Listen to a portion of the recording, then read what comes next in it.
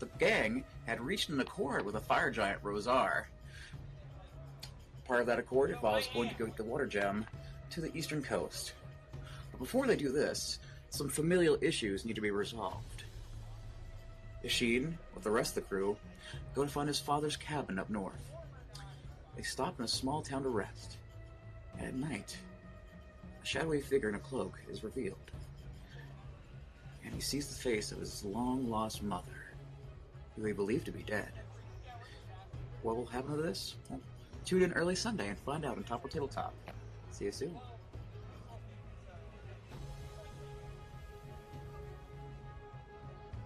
Sidekick Media Services. We are your sidekick in business for social media, video production, and more. Find out more at sidekickmediaservices.com.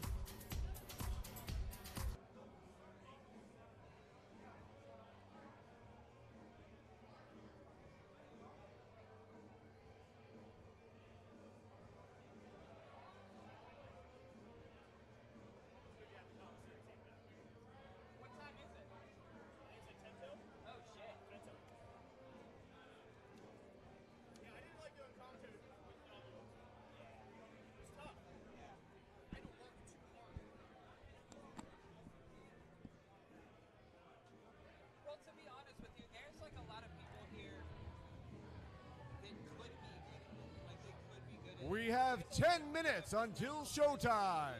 10 minutes. It's just not like taking it seriously.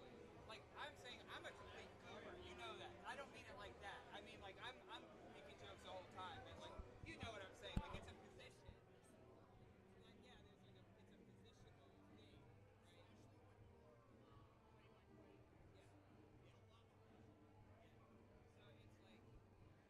if I can get it accepted as a position.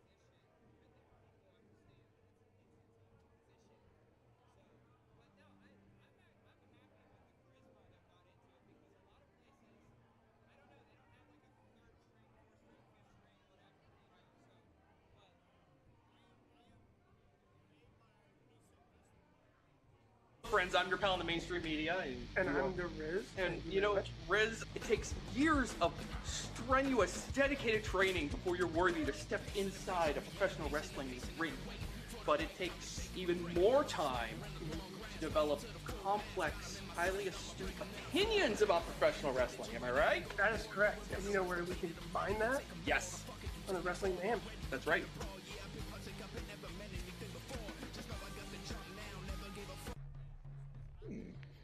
Previously on Top Rope Tabletop, one done.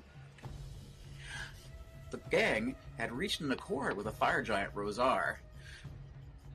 Part of that accord involves going to go get the water gem to the eastern coast. But before they do this, some familial issues need to be resolved. Isheen, with the rest of the crew, go to find his father's cabin up north. They stop in a small town to rest. And at night, a shadowy figure in a cloak is revealed. And he sees the face of his long-lost mother, who he believed to be dead. What will happen to this? Well, tune in early Sunday and find out on Top of Tabletop. See you soon.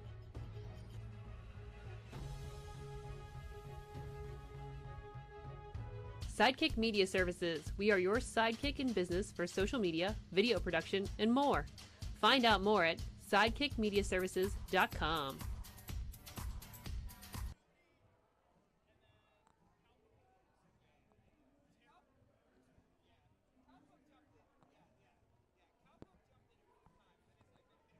Friends, I'm Derrible in the mainstream media, and I'm the Riz. And you know, Riz, it takes years of strenuous, dedicated training before you're worthy to step inside a professional wrestling ring. But it takes even more time to develop complex, highly astute opinions about professional wrestling. Am I right? That is correct. And you know where we can find that? Yes. On the Wrestling Man. That's right.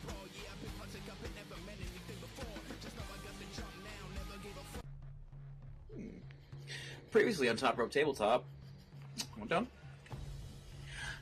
The gang had reached an accord with a fire giant, Rosar. Part of that accord involves going to go get the water gem to the eastern coast. But before they do this, some familial issues need to be resolved. Sheen, with the rest of the crew, go to find his father's cabin up north. They stop in a small town to rest. And at night, a shadowy figure in a cloak is revealed.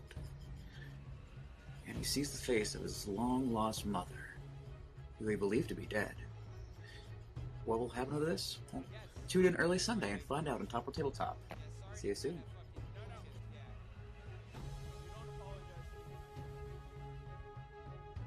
Sidekick Media Services. We are your sidekick in business for social media, video production, and more. Find out more at sidekickmediaservices.com.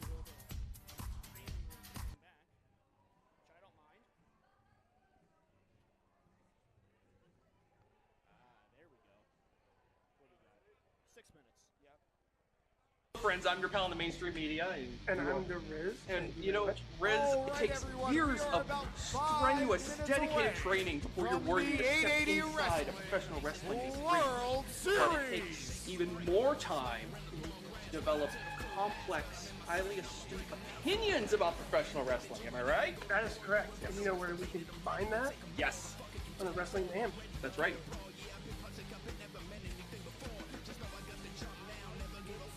Before our show starts, Previously just on a Top Row couple of Tabletop. reminders.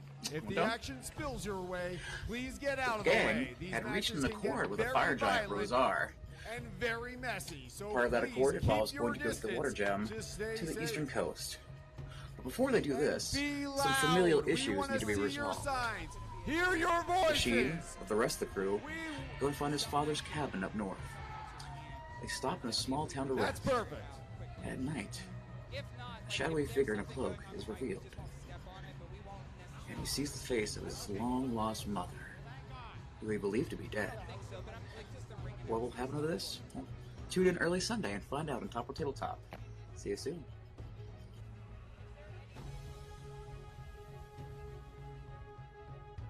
Sidekick Media Services. We are your sidekick in business for social media, video production, and more. Find out more at sidekickmediaservices.com. What are you doing over here? A whole unpacking, unboxing with Remy LaVey? Friends, I'm Derrible in the mainstream media, And I'm the Riz. and you know, Riz, it takes years of strenuous, dedicated training before you're worthy to step inside a professional wrestling ring. But it takes even more time to develop complex, highly astute opinions about professional wrestling. Am I right? That is correct. And you know where we can find that? Yes, On the Wrestling Mayhem. that's right.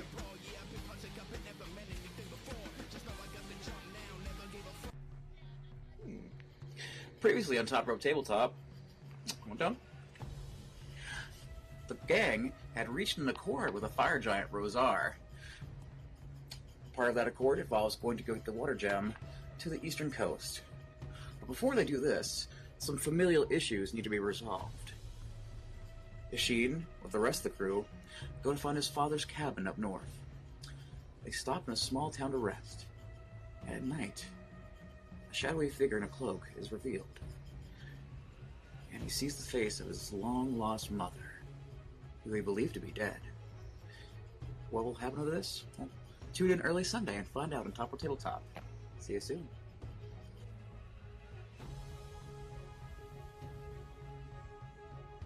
Sidekick Media Services. We are your sidekick in business for social media, video production, and more.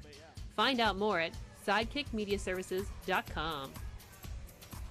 Man, if we could communicate to the ring. There's like, definitely should get like Something. pieces to ring announcer and Friends, I'm Derrible in the mainstream media, And I'm the Riz. and you know, Riz, it takes years of strenuous, dedicated training before you're worthy to step inside a professional wrestling ring. But it takes even more time to develop complex, highly astute opinions about professional wrestling. Am I right? That is correct. And you know where we can find that? Yes, On the Wrestling Mayhem. that's right.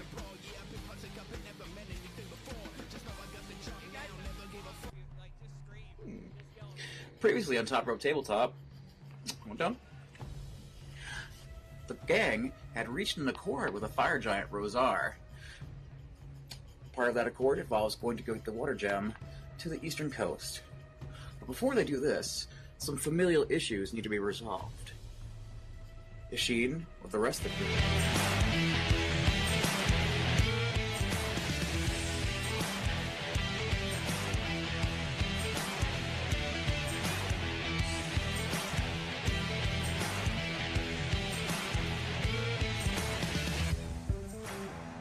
We are less than a minute away, so get ready to make some noise, people.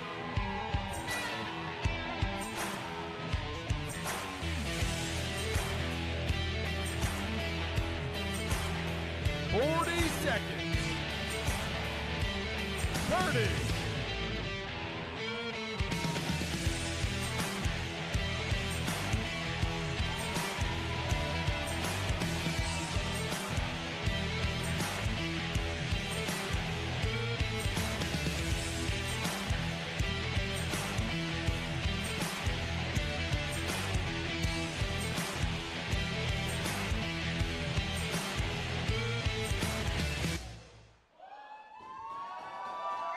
Welcome everybody to the 880 World Series.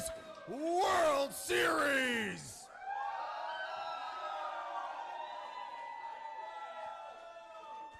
We have a very special edition of 880 Wrestling. Tonight we'll feature a best of 7 series of matches to determine the future ownership of 880 Wrestling. It will be Team Lawless versus Team 880 Wrestling. If Team Lawless is victorious, not only will David Lawless retain ownership of 880 Wrestling, MV Young will be forced to retire. Well, I'm Toddy Tondera, back with 880 Wrestling, and we have a raucous crowd. I'm here with Marcus Mann this evening. Is the first to 4 wins. MV Young will once again own 880 Wrestling.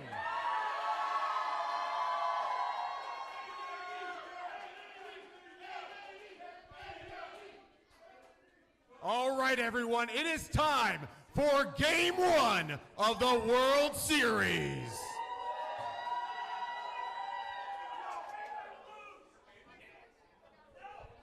All right, we're fired up here. Toddy Tondera back with 880 Wrestling. I'm here with Marcus Mann. And Marcus, we're both baseball fans. We're both fans of the city of Pittsburgh. Thank you for coming back to work this show with me. Always appreciate having you here. Thank you, everybody on Twitch, YouTube, all that fun stuff. And yes, I am injured, but I couldn't miss this night, Marcus. No, Toddy, I am so happy that you're here. I'm so happy to be here at 880 Wrestling in the biggest night in 880 history. Let's start off with Game 1. All Day RJ Booker and the hooligan Julian J. Together, they represent the Brotherhood. 2 of the 3 Brotherhood gracing their presence on Dottie Block. Unfortunately, Mike Bonner is on International Brotherhood business. Marcus, they bought another jet ski, brother. Hey, look, when you're rolling like the Brotherhood is, you start being able to put stacks on stacks on stacks. And look, the Brotherhood, as far as openers in this series, I don't think that Team Dangerous Night's crew could have picked a better group to open things up for themselves. Couple of Tony Womacs in the ring, huh? Oh, yeah, look, good hitters. Look, you want to hit a home run and their early partner. on. Brotherhood's a great choice.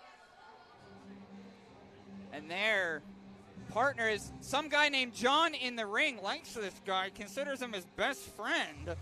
But the DNC has this guy in the sparkly coat out here. He's my best friend, not theirs. Joe Murphy.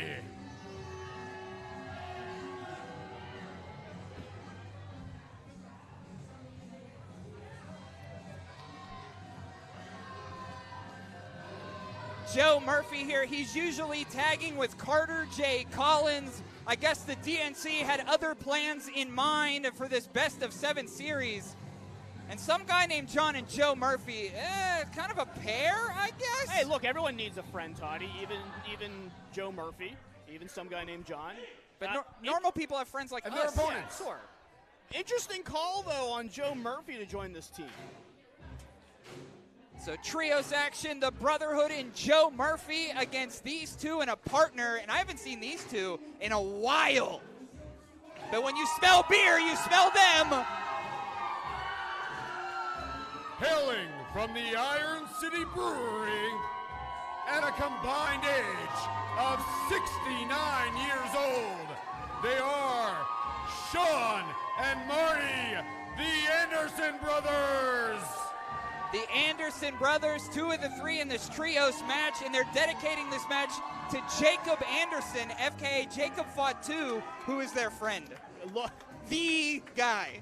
the guy. Look, hey, again, everyone needs friends in this business. If the Andersons can make friends with their good friend Jacob, good for them. Again, now, look, for 880 side, you're looking for a big kickoff. Game 1, very important. You're looking for a good leadoff hitter. You're looking to get on base here, get a big win. Look, Anderson, And their tag I team think partner. as a tag team have come together. I think this is a great choice. They just came back from a vacation.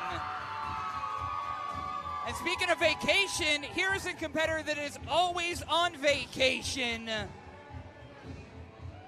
Your boy, Pittsburgh's hardcore icon, Marcus. Look, if you're going to pick a tag team partner, this might be the guy. He is Pittsburgh hardcore legend, Jack Pollock. Look, he is a hardcore icon, and I hate to say the name because, look, I don't like anything that goes on the eastern side of the state. But if you're looking for a leadoff hitter, Jack Pollock is the Kyle Schwarber of this team. He's looking to hit one over the fence first pitch. Notice Pollock wearing a vintage Doug Mankiewicz jersey. Yeah, Doug Mankiewicz, A Pittsburgh 250 vest. Got to call that out, and that is 2 beers in now. I don't know how many before the match. Look at all that beard dripping from the beard of Jack Pollock. We've seen Jack Pollock against Beastman here. We've seen him against GME. So to his soul, he is 880 Wrestling, and together with the Andersons, looking to be victorious in the opening contest tonight. Referee George Ross in there. A lot of bodies. Yeah, I got to say, if I might be biased just because who I am, but I got to agree with MV on this. I think Andersons and Pollock flow together better as a tag team. I know there's a little Bud Light versus Icy Light issue there. Sure. But I think they flow better as a tag team than the Brotherhood and Joe Murphy. I think this is that's kind of a tough tag to me. Could hear the crowd growling for Jack Pollock, and I mean, I could be wrong in saying this, but I think Jack Pollock has more years in wrestling than all these competitors combined. Yeah, I would think so. And as we know, a great 6-person competitor, 1/3 of Team Storm, really knows the 6-competitor tag, the trio style action. It's a great point, Marcus. The crowd knows who they're seeing. RJ Booker. Now, I have not got to see much of RJ Booker in the ring. Now, the 3rd member of the Brotherhood, big lockup with Jack Pollock. I'm really curious to see how Booker handles Jack Pollock. The crowd knows they're seeing Jack Pollock, RJ Booker. Of course, the 2 PW former tag team champions are the Brotherhood. They've been winning tag team gold everywhere. They're multi-time champions. That's why I don't know what the DNC was thinking when they put Joe Murphy out there, but we shall see in our opener. Big slap to the chest for Jack Pollock. I don't want to disrespect Joe Murphy, but maybe what Lawless is thinking is that the Brotherhood as a tag team, can carry that 3rd leg. If you need someone, where do we put Joe Murphy? This might be, the least, spot. Where he's least exposed. Great point. He's also pretty cocky, and that DNC loves that stuff. Well, yeah, I understand why Joe Murphy's in there. I understand why the Brotherhood's in there. Yeah. And RJ, look, going toe-to-toe with Jack Pollock like this isn't the smartest. And now Pollock looking for, nope. I was going to say a tag to Anderson, but Booker gets out of there. Wrestling has more than one royal family, as they say. And Sean Anderson enters the fray here against Julian J, the hooligan. Oh. hip toss. Oh, power. Oh, pressing him a little bit. How about that? Shades of the old Kevin Nash sidewalk slam. Now, something about the Andersons, I see in them that I see in MV Young, their coach. They love beer and they love having a good time. Both of them, all three of them. Getting a lot of room there, backing in. Ooh. Double hip toss. Locals of 880 Wrestling, they got a fan base here in New Kensington, the Andersons. That was a... Two. Booker able to break it up. Oh, look at this. I was going to say, I don't think Julian J was going to kick out there. No, I don't think I've ever seen two people slap hands and drop an elbow before. That's impressive. I think they saw that. I think their teammate. I think they saw their teammate was going to lose there, and they all rush in here. Reminder: it is relaxed rules, but there are some, but not to the DNC. And they're who they got together this evening. Where did Pollock get a beer?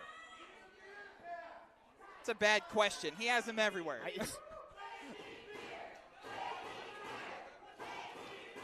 As you see on the top of your screen, Gianni and David Lawless, they don't like this stuff. Pollock got another one. I think Pollock hides them all summer for the winter.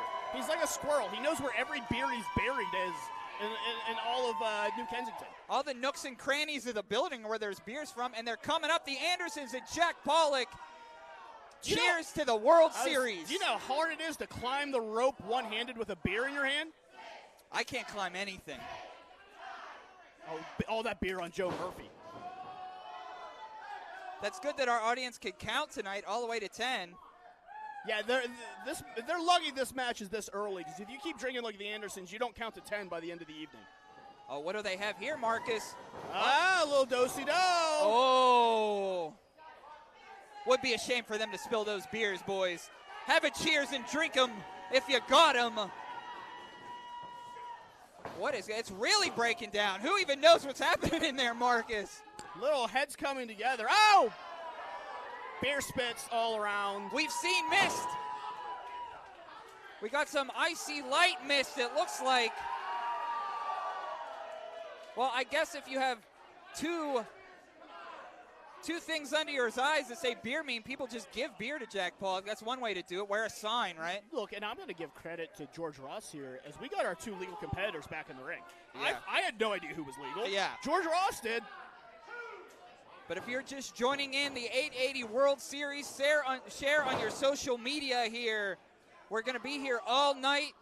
Team Lawless versus Team 880 at the end of the night, and the winner of that determines who owns this building. This is where you don't want to be with the brother. Julian J, a powerhouse. Ooh, big slam.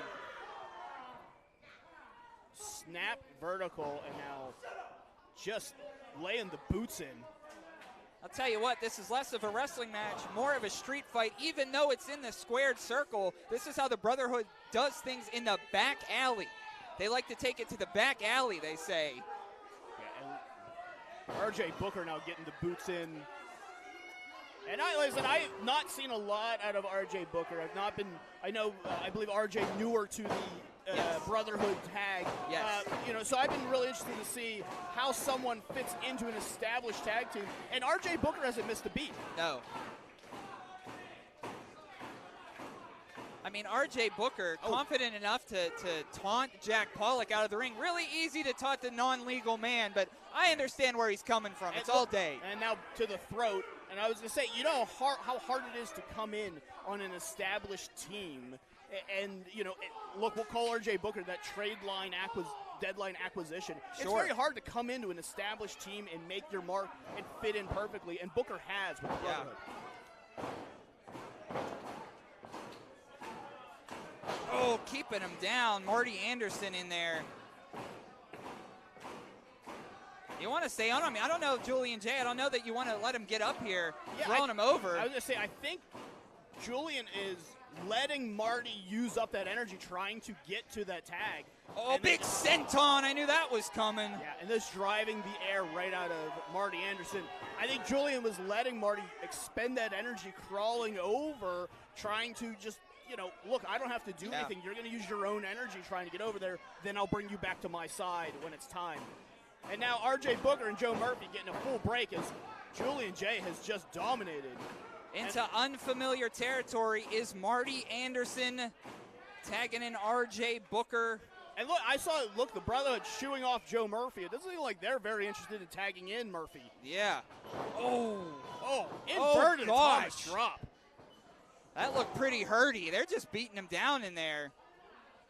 Drop fist from R.J. Booker. Marty Anderson not feeling good. That might be it. Pollock might need to get in there. Well, if he wouldn't have been cocky, that would have been it. It would have been 1-0 Team Lawless. But right now, we're still at zeros in our opening contest here at the World Series. Tupac family in the front row. Thank you for coming, Tupac family. They're still here. Yeah, good. Are we attacking Joe Murphy? Murphy's calling for the tag. I want to see Joe Murphy get in there. Nope, tag to Jay. I mean, statement made. It's Brotherhood business, I suppose. Yeah, and like I said, maybe that was the strategy from the Dangerous Knights crew. You know. Oh, atomic drop here. And shoulder block. I don't know if you guys caught it. Cameras tried to catch it, but when Marty Anderson got thrown in there, Pollock tried to make that blind tag, but definitely just out of fingertips reach, trying to get that tag. Again, those trios rules, there's not a clean running lane here, so it's hard to be able to get people in and out of the ropes without those blind tags happening. And with that rugby background, the hooligan Julian J is the man you want in the ring to beat somebody down. And look, I gotta give Marty credit in this, much like a starting pitcher that's taking is beating out there, is giving up some hits and home runs. He's just trying to hold on for as long as possible. Hand this off to the bullpen. Get a closer in there. Let's get your Mark Melanson in there. Let's get your Joe Hannahan. Here we go. It's broken down again. And in recent weeks, the Brotherhood has been helping GME out, so I understand why they're here. Well, yeah, it's smart by the Dangerous Knights crew. You want to keep a team like the Brotherhood on the payroll. But I feel like they're just... You don't want to get yourself DQ'd here either. No. George is not going to go that far, I don't think, in the first match. He definitely doesn't want to. He will if he has to. Oh. Jawbreaker. Uh-oh. Not the corner you want to be in, RJ. Oh, clearing him off. Back. Oh, boy. Just bull rushing Marty Anderson. No other word for it, Marcus. Now back over the corner. Tag to Julian J. I think he signaled this is it. Well, they've got to put this away sooner or later. It doesn't look like Marty's got any gas left to be able to get in the ring. We're going to go for another some type atomic. of Oh, no. Version of the heart attack. Oh! Wait a minute. I noticed it. I don't think R.J. Booker noticed it. I think Joe Murphy made a blind tag, and Joe Murphy's in. Joe Murphy has forced himself in this match. 880 Wrestling's littlest rascal wants to fight. Look at this, Team Lawless breaking down early. We love to see this. Well, Joe Murphy's got the confidence that he's got it. Maybe going for a Boston Crab. Oh, sitting down. Oh, fingers are locked. This is it. Wrenching down. Hear the chants of Marty. Sean Anderson helping. Oh, powered up with that beer, Marcus. Shake of Jack Pollock. Tag is made. Oh, jeez. Pittsburgh's hardcore icon in the ring and fresh. Oh. And now the Brotherhood's not so interested in dealing with the closer. And we are going to send the message to David Lawless, Gianni, Michael Emricko, and everybody else on Team Lawless. This is what's going to happen tonight. Feel the energy in the room, Marcus. Oh, here it comes. If Pollock hits this soul polish, it is 1-0 880. Oh! 2. Ring them up 1 zip. And here are your winners, Jack Pollock and the Anderson brothers. Toddy, one big boot, going 421 toward the notch. Team MV Young, Team 880, we are up 1-0 against those dastardly bastards. You can see GME behind. And I gotta say, great strategy from Team 880 and MV Young. Going with the Andersons and Jack Pollock to start this off. Smart move, great opening. Oh, little beer spill for the little Joe Murphy. I think if Joe Murphy and the Brotherhood could have got along there, this could be a very different opening. But look, 1-0, and as they say, it's not a series until someone loses at home. Yeah. So look, Team 880's up 1-0. We'll see if this gets complicated as we go. Wish people beard us as much as they beard the wrestlers, Yeah, Marcus. I know. It's hard to get up over the ledge, I think. Also, I think they'd hit the IndyWrestling.us equipment, which we don't want to have. Yeah, that's fair. What a way to kick off the series, and Team MV takes an early lead. What a match, and what an amount of drinking. Be careful out there, people. It is now time for Game 2. Game 2, you ready, of Marcus? the World Series. This next one-on-one Making their way matchup, to the these two ring. are no strangers to one another. Been in the squared circle before. Never like to see this guy. He's weirdo. He's just a weirdo guy. He is the fire starter, the Pyro Prince, Juni Underwood. The unfriendly fire starter is back on Dottie Block. The last time we saw this guy, he was one-on-one against MV Young. And Marcus, you know what? Somebody lost their crown. Yeah, no longer the quote-unquote king of Pittsburgh. Tried to rig everything in his favor. That's what Juni Underwood is great at. But look, he's got nothing to lose tonight. I gotta say, for the Dangerous Knights crew, losing game 1. Yeah. Juni Underwood, in my opinion, is a great stopper. You know, when you need that guy to come in, settle down, stop things for you, this is the guy I would go to if I was David Lawless. As his graphic said, probably the second most hated person in the building, only next to David Lawless.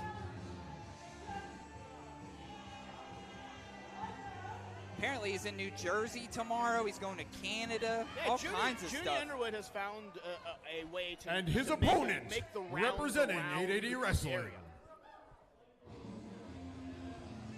He is hellbound and heaven sent. Satan's favorite saint is on his way to Dottie Block.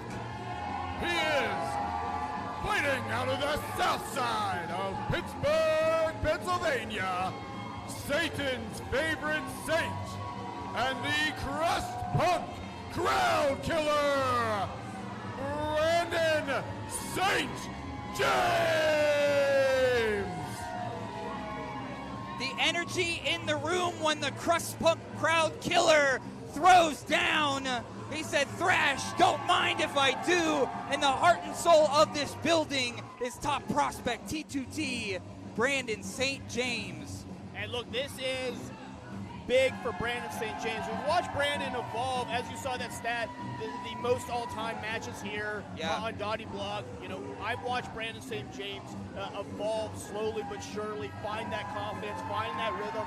Juni Underwood is that test to me, though, for Brandon St. James to find that next gear. You know, can he hang in that world and go from and this isn't any disrespect, from a Game 2 starter to a Game 7 starter? Is that the confidence we get to? That's a great point, Marcus. Brandon coming up will be working a bunch of no-ring. He will be at Fest Wrestling. He's getting to be everywhere. I've always said that Juni Underwood is 880 Wrestling's Gary Oak. I don't know if you're a Pokemon guy. I am. Okay. Look at these two. Yeah, there's a definitive intensity that's been brewing between Juni, Underwood, and everyone here at 880, but specifically now with Brandon St. James. Here we go. Just how they're staring at one another, Marcus, you know. The eyes of Juni Underwood, feeling the intensity. And if you're Brandon St. James, there's got to be a little pressure here. Big lockup. Similar build, similar style, similar size. And, you know, in the pecking order of independent professional wrestling, kind of at the same level. Yeah. So there's a certain competitiveness to this game, too. Yeah, and look, Juni Underwood going right for the head. Smart wrestling by Juni Underwood. And I gotta say, there's a little pressure on each one of these. If you're Juni, you don't want to make a mistake here. Making a mistake after that loss last month to MV Young. Yeah. Losing game 2 and going down 2-1, or excuse me, 2-0. If you're Brandon St. James, you don't want to give that lead straight back. You know, I know this is the World Series, but we'll talk about it in the hockey world. You know, you get that goal, you don't want to give that next goal right back. Brandon St. James very familiar with hockey, plays hockey with KC Warr, part of the fourth line, part of the Steel City Killers. You're going to see these boys all night, but just like any sport, if you go down 2-0 in a series, it's big. It's not game over, but it is something. We're starting to head that way, and the pressure starts to mount and build. And I think that's why you're seeing this. One, you're seeing this intensity just because this rivalry is what it is.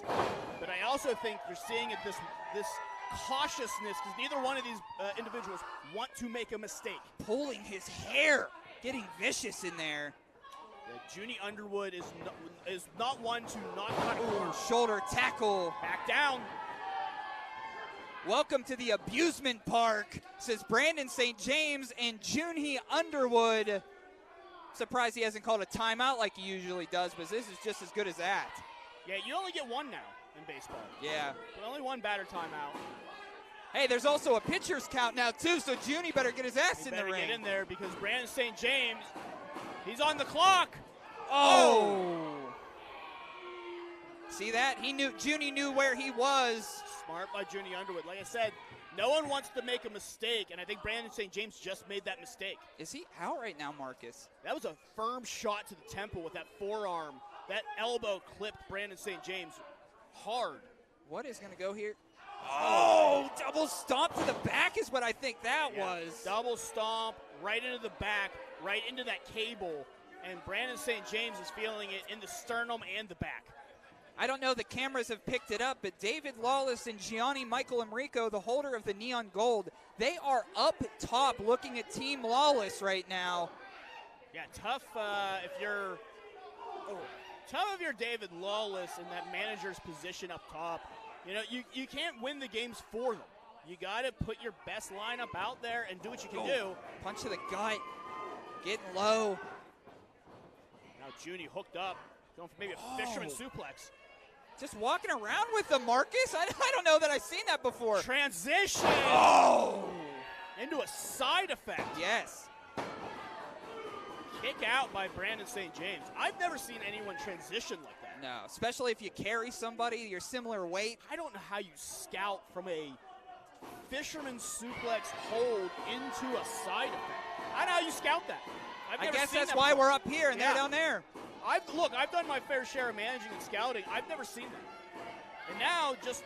Oh, a little slap to the face. I think he was trying to lock in a sleeper hold like the Sicilian sleeper that Gianni does, but Pyro Prince with a spin kick of sorts. That's a kick that would impress Eric Bischoff.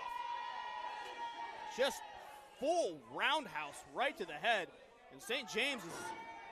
And now, what's going on here? That's Brandon St. James's partner, is what he's talking crap to Brandon's partner. Isn't that nice? Oh, and now, took his eyes off St. James, and is now taking those shots right to the mouth. Caught him with an STO. I don't think Juni knows where he is. He fell awkwardly there. Nice clothesline. Firing it up now. Drop kick. We got a Saint in the Prince on Dottie Block at the World Series for Game 2. If you're just joining us, Toddy Tondera here with Marcus Mann. Oh, kick to the gut. Thank you for watching on Twitch, YouTube. So if you're out there, share it. Have fun with us. Cover here. 1, 2. Oh, I was going to say that's not much fun. Yeah, look, Juni Underwood went to that thrust kick right into the sternum. Again, playing in after that double stomp on the ropes, all the air driven right out of Brandon St. James, going right back to the midsection. Notice, Marcus, that anytime Juni is controlled, he slows the pace of the match down. St. James being the faster of the two competitors. Now we're moving. Anytime there's some speed, St. James has that advantage, which is why Juni slows it down. It's that momentum, and now back to it. Uh-oh.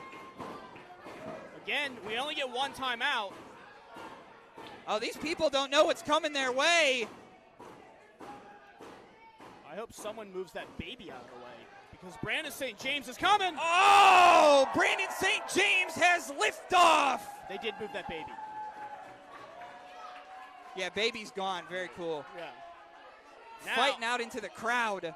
Now Brandon St. James is in full control of this. The momentum is completely on St. James' side. Getting in through the ring here. And this could be it. This could be the home run. Big DDT. Oh, tornado DDT. Get the cover here. 1, 2. Oh, so close to 2-0, Marcus. That was huge for Juni Underwood and David Lawless. I think David Lawless might have to put the vomit back down his throat, because that was very, very close. I see him in eye shotted. Yeah, he looks pretty worried over there. And now Brandon St. James can't get frustrated. He's got to keep the momentum. He's got to stay strong. Look, maybe going for that Blue Thunder Bomb again. Yep, scouted it before. Breakthrough. Oh! God, on the top of his head. That's it. Yeah, 2 and not quite yet, Marcus. I don't know that Brandon knows where he is, but by instinct, put his shoulder up before 3, and here we go. St. James got to find a way to get this momentum back, got to find a way to speed things back up. And now Underwood's setting up for something big, I think. Again, slowing it down. Oh, little fires everywhere, but nowhere to be found. Mayora. Big knees. Now we're going. There it is. Oh, there you go, Marcus. Blue Thunder. 2. Oh, not quite yet. I think Brandon St. James is feeling the pressure now. And like I said, this is big for Brandon St. James. The Death Ripper trying to get Dottie Block on their feet. Gonna go for that half and half. Underwood has got scouted. Oh! Oh! Well, yeah, sure. If you do that to the referee, Juni. Low blow by Underwood. Oh, God. Double jump stomp. 1, 2. Damn it! Damn it! Damn it! Damn it! And here is your winner, Juni Underwood. The Pyro Prince returning to his winning ways on Dottie Block. He will tie this up for Team Lawless. 1v1. Yeah, and there's that first loss for Team 880. And I gotta say, as much as the energy out of the building. It is, and as much as I don't want to, I'm not rooting for David Lawless and the Dangerous Knights crew. I'm just explaining the strategy. Juni Underwood was a great pick to be a stopper.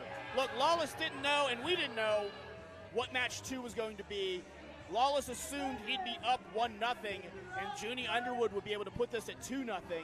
But it was the stopper. It was a great call. St. James did everything, and I think Brandon St. James makes this 2-0 if it's not for the low blow. Yeah. I agree with that. Dottie Block respecting Satan's favorite saint. See him a little bit later on in this war. Thank you all for coming. And Thanks for Team joining. Lawless picks up the Game 3. second victory in the World Series. The series is now tied 1-1 going into our next match.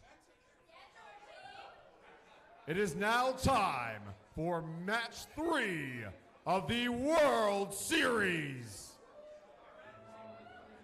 6-person action coming Making up, their way Marcus. to the ring first.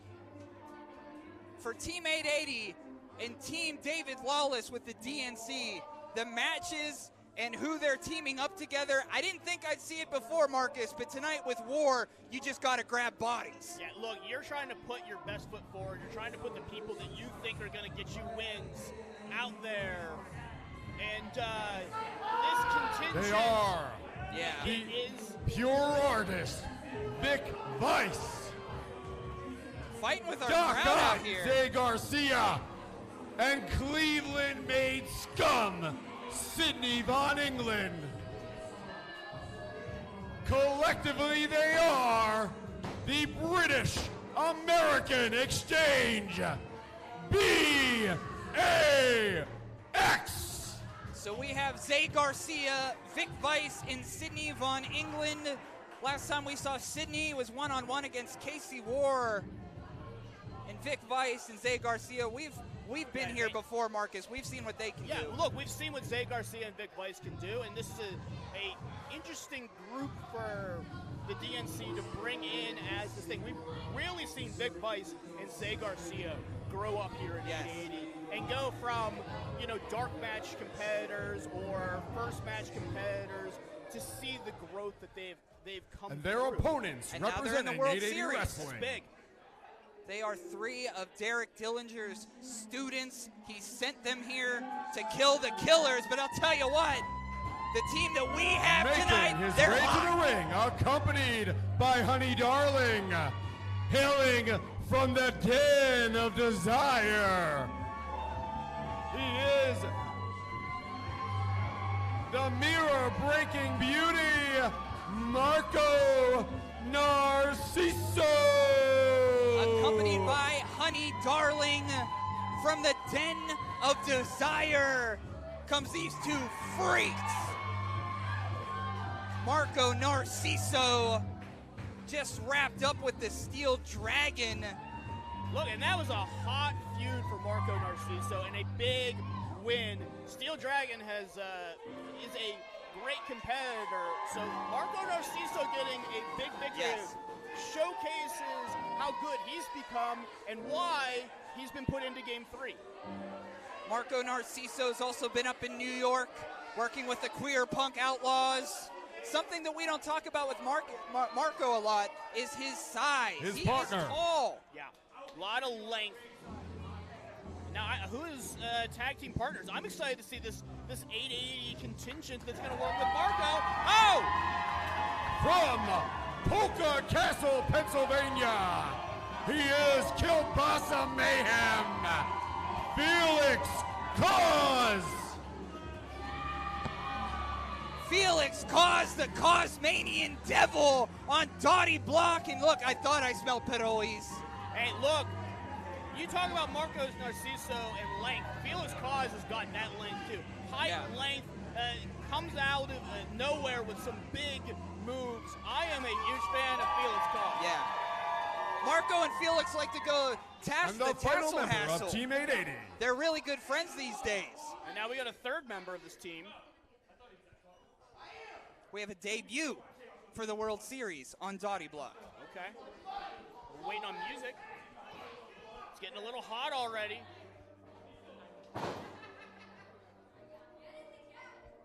Making their way to the ring. You've seen this competitor quite a few times other places. How about that, Marcus? 265 pounds, hailing from where the wild things are. They are the Bearcat, Keith Haught. Oh man, it's the Bearcat. What a great addition by 880 and MV Young. What a perfect complement to this team. Could be a little bit on the style of Kirby Puckett, huh? Well, Sidney Von Engelund's going to ruin it. I was going to say, we talked about the length of Marco Narcisso and Felix Cause. Keith Haught has the opposite of length. Yeah. But Keith Haught is a perfect addition for these two. Welcoming the Bearcat here at 880 Wrestling. This Cleveland contingent you talked about, Derek Dillinger has worked with all three of these individuals out in Cleveland and has got them up to speed on the death of 880, so to speak. Yeah, he doesn't even show up anymore. He doesn't even care. No, but Marlo Narciso is rocking Vic Vice, and now all three. Oh, knocking heads. Oh. Smart. Jesus, who wears a polo to wrestle besides Carter J. Collins? Fuck. But here we go, the Bearcat hugging everybody. Keith Haught, as you saw, perfect hug rating for Keith Haught. Take it off. But Keith Haught all over with Rise, with everything. I mean, Keith Haught's been around. Look, Keith Haught, for those who don't know, Keith Haught is a former two-time, I believe, IWC Tag Team Champion. Yep. Once with Remy LaVey, once with my good friend Colin Delaney. Can't get a bigger senton than that, Marcus. In the cover, 2, just a 2 count. Yeah, Keith Haught as well made his way through West Virginia, multiple-time heavyweight champion in the Ohio Valley. Keith Haught is a veteran of this industry of 10 years. And Marco and Felix Cause, I think this is the best addition they could have made to the tag team. To balance that youth with experience. And now Felix Cause, the intensity is unique to watch. Hear that, Marcus? Chance for the polka, and as a Polish human being, this rocks. I have it. Well, now Sidney Von Engelund's going to eat this turnbuckle like Felix Cause wants a kielbasa. But I think I have to have a conversation with Felix Cause about why his entrance music isn't the Pittsburgh polka. That's a great question. Isn't it? That just hit me, and it's like, I gotta have that conversation. Of course, Felix Cause from IWC. Coming in 880 Wrestling, always fired up. Headbutt. What? That's new to me. Does Polish have to say, right to the leg? Vic Vice taking control now of this match, pulling Sidney Von Engelund to the corner. I was just going to ask if Pollocks have the same invulnerability to their heads as Samoans. I don't know. Well, some do. Some do. Some do. Felix Cause does. Now Vic Vice is getting in there. As I said, I've watched a lot of Vic Vice and Zay Garcia here at 880. I've watched them grow. I've watched them get better. We've watched these two evolve slowly but surely, as I said, from that first match, dark match competitors to big boot to a great little tag. Now Cause. If they had better attitudes, I'm sure they had better careers here. Oh, he's holding himself, big headbutt. Talking about heads being hard. Zay Garcia helping out Vic Vice. Just a 2 count. Now Zay Garcia back in. He's going to try and hold down Felix Cause. That's tough. That's tough to do. Hey, that punk guy's here with the dreadlocks in the back. Haven't seen him in a bit. Very cool. Look, everyone's here for the World Series. He always hangs out with a guy that looks like a wizard, so that guy's here too. Oh, for the World Series, speaking of that, look at this. We're throwing some haymakers in the ring there. Big shot from Zay Garcia. And then smart by Zay Garcia, putting his body between Cause and Marco. You got to watch these tags to Marco from Felix Cause because of that length. They can basically make a tag from the entire opposite side of the ring. Looking for a big suplex here. No, blocked.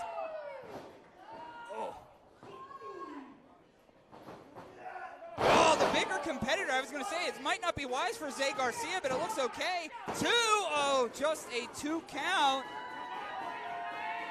Yeah, and it looks like Cause has burned through a lot of that energy already. Gonna have to find a way to dig deep, and I said make that tag. Use that length to his advantage. And now Keith Haught getting a little upset. Oh, well, look at this. George has a long night in front of him, and now he's got to deal with this, Marcus. This is pure Sidney Von Engelund. This behind-the-back strategy. Oh, here's the cover. Don't end it like this. Come on. 2 and... Oh! Little insider information. Felix Cause and I sometimes hang out and make halushki together. Oh, wow. Yeah. His mom's nice. I've not met his mom. Oh! I don't think anyone wants to. No, she's weird, but she is nice. Because you don't want to. Trying to use that lane. The Appalachian Cryptid enters the match. The Bearcat on attack. Shoulder to shoulder to shoulder and a punch. Oh, turn around, Keith. Oh, there we go. Shades of Dusty Rhodes. Keith Haught is fired up. Hot as hell. He's going to go for the senton, and now Von Engelund grabs Keith Haught's foot. Pulling them up by their hair. In comes Sidney Von Engelund, who seems to be the director of traffic between these three. Von Engelund, the veteran there, and just an incredibly smart technical wrestler and ring general. Oh, just getting this Cleveland contingent. Oh! A spear to the corner. Combo. What is going on here? It's all breaking down. Lots of quick tags from this Cleveland contingent who has just dominated Keith Haught in the corner with just one shot after another. Oh, boo. I gotta say, if I'm, I haven't mentioned this yet, but I wanted to say I love the ring positioning of Honey Darling here. And she is over on that other side, able to communicate with people, both the people on the corner and the person in the ring. I think Honey Darling really needs to get that communication to each individuals of when George is in the right positions to go for what they need to do. Oh, Look cover out. two. And as a professional wrestling manager, Marcus, where's your boy Jack Sheridan tonight? He doesn't tell me much. So he doesn't tell us much either. I don't know if he's here. I don't know if he isn't here. I don't know. Lawless may have had a conversation. We'll find out later tonight if he is here, if he's not here. He doesn't tell me much. I know. How's that going, by the way? It goes as well as it can. Yeah. It's going as well as it can with us here. 1v1, game 3. Sidney Von Engelund taking control of the Bearcat. Jose Garcia gets can't be nice words. Caught by Sidney Von Engelund. I am, look, I don't like his personality, but I am a Sidney Von Engelund fan. Yeah, I get you. I understand that. No. Bad place, Sidney. Bad place. You don't want to be here. You don't want to be. Oh, talk about the big hurt. Both competitors down here. Dottie Block with fire under their sails. Can we win game 3, Marcus? I think it's all going to come down to this tag from Keith Haught. Sidney Von Engelund's not breathing. And now Marco Narciso with the tag. Oh, clothesline. And you could tell, you could read from Marco's face that Marco is mad, Marco is hot, and Marco is ready like a Little Caesars pizza. Big shot to the back of the head of Sidney Von Engelund. Engelund is out, and Marco setting up Sidney Von Engelund to be exactly where he wants him to be. Have you seen this before? Well, I think Sidney Von Engelund doesn't want to see it. Oh, yeah, baby. Total package. And Von Engelund. Listen to this crowd for Marco. Oh, no! Oh, that wasn't smart. No, because my boy is packing. Came prepared like a professional baseball player. From the den of the desire comes Marco with a big boot.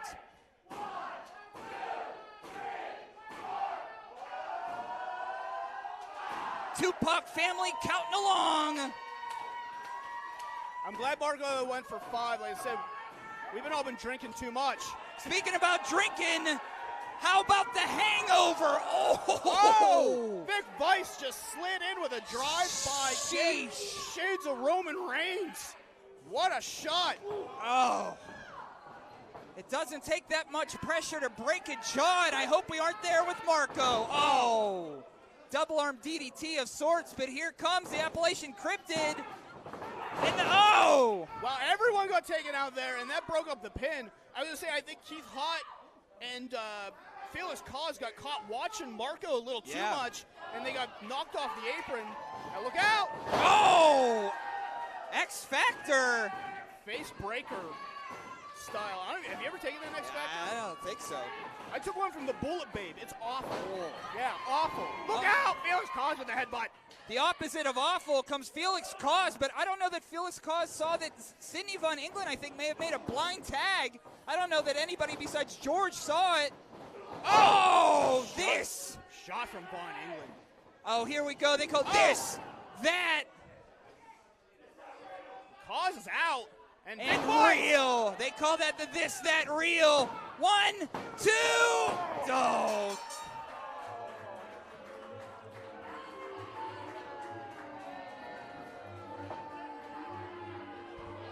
And here are your winners, the British American Exchange.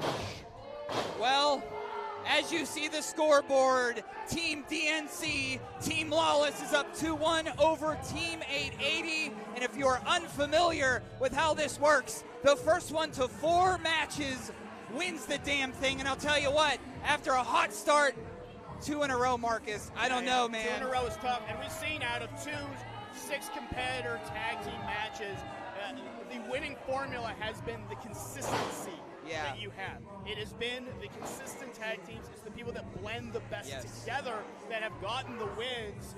And look, it seems like maybe the Dangerous Knights crew saved their best trios team for Game 3, and that really has been the deciding factor right now. Now we're going to go into Game 4. Yeah. You don't want to be down by more than 1. It's always important to get that Game 4 big win.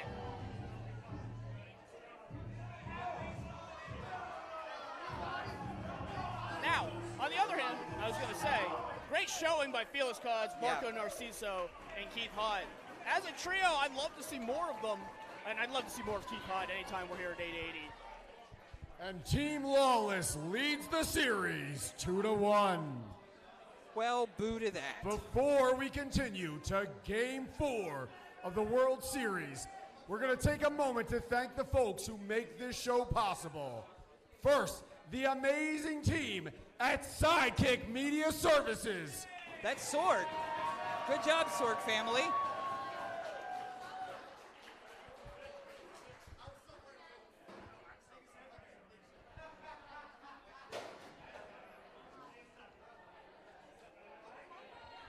One sec. Little break in the action here. 2-1 in our series. This next matchup, tell you what, Game 4. All right, I hope you're buckled in. Folks after the next match because it's time for Game 4 of the World Series.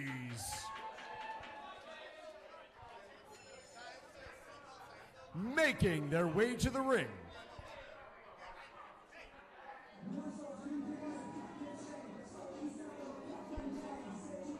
All right, here we go. And the last time we saw this man on Dottie Block, he had garbage thrown at him. Ohio, with an amateur win-loss record of 135-14.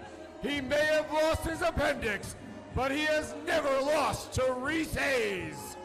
He is Shaw Mason. Shaw Mason. I don't want to talk to Shaw Mason. Anytime I want to see him, I don't want to talk to him with his gold medals. He's sponsored by the Exchange.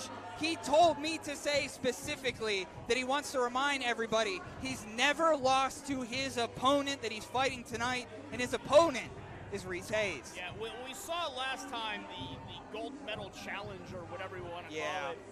And look, there was I don't want to call it a controversial ending to that match. You can say controversial. I will say to be as polite as possible.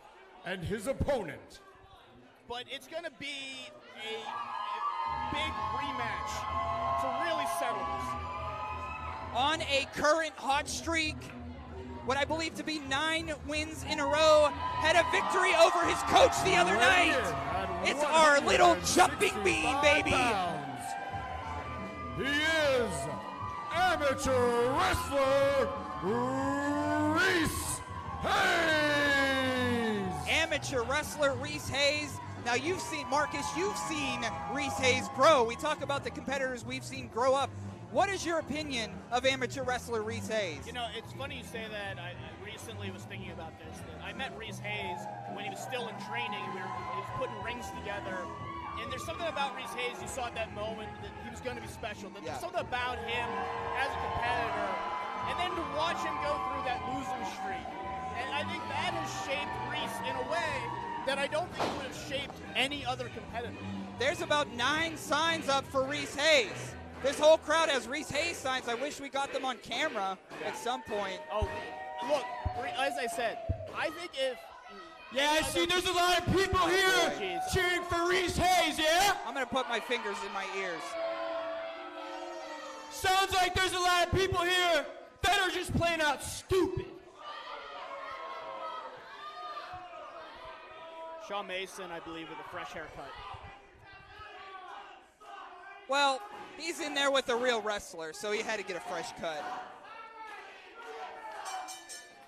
As I said, this isn't a disrespect to Shawn Mason. But if Shawn Mason had gone through that type of losing streak, I don't think Shawn Mason continues in professional wrestling. Yeah, There's something about what Reese Hayes went through that makes him way more dangerous. Yes. That now he's come out on the other side. Look at that. He has the crowd in the palm of his hands, but I guess if no one likes you, you can hit somebody from behind. Shawn Mason on attack. Look out. Oh, my God. Look, if I could give Reese one piece of advice, and I hope Reese listens to this back, never turn your back on anyone who has an association with Derek Dillinger. That's correct. Oh, my God. Thrown him across the world. Our babyface hero. And this is as we said, important match in Game 4. But I think both... Oh, Reese is going to block it. Go behind. Roll up. No. Uh-oh. Into front face lock. Oh. I don't know if that was a DDT No, or... takeover. Now, suplex. Not so much an amateur anymore. And Mason, I was going to say, both teams had to have thought their teams are going to be up 3-0 at this point, and this is the clincher. That's what these two have come in to be. And Reese Hayes trying to get Team 880 back in the hunt now. If Reese Hayes is able to defeat Shaw here, we're tying him up in the Cannonball Kid. Shades of Sean Waltman, nothing in the pool quite yet. But how this rolls, much like anything else that happens around here with David Lawless in charge, it's unfair. So Reese Hayes, we'll see Reese later. Oh, I don't know if we're going to see him later after that. And I know all about knee injuries, and that doesn't look too good. Yeah, Mason using that steel cable to his advantage, and Reese Hayes has gone right to that knee. Dragging him to the center of the ring. Oh.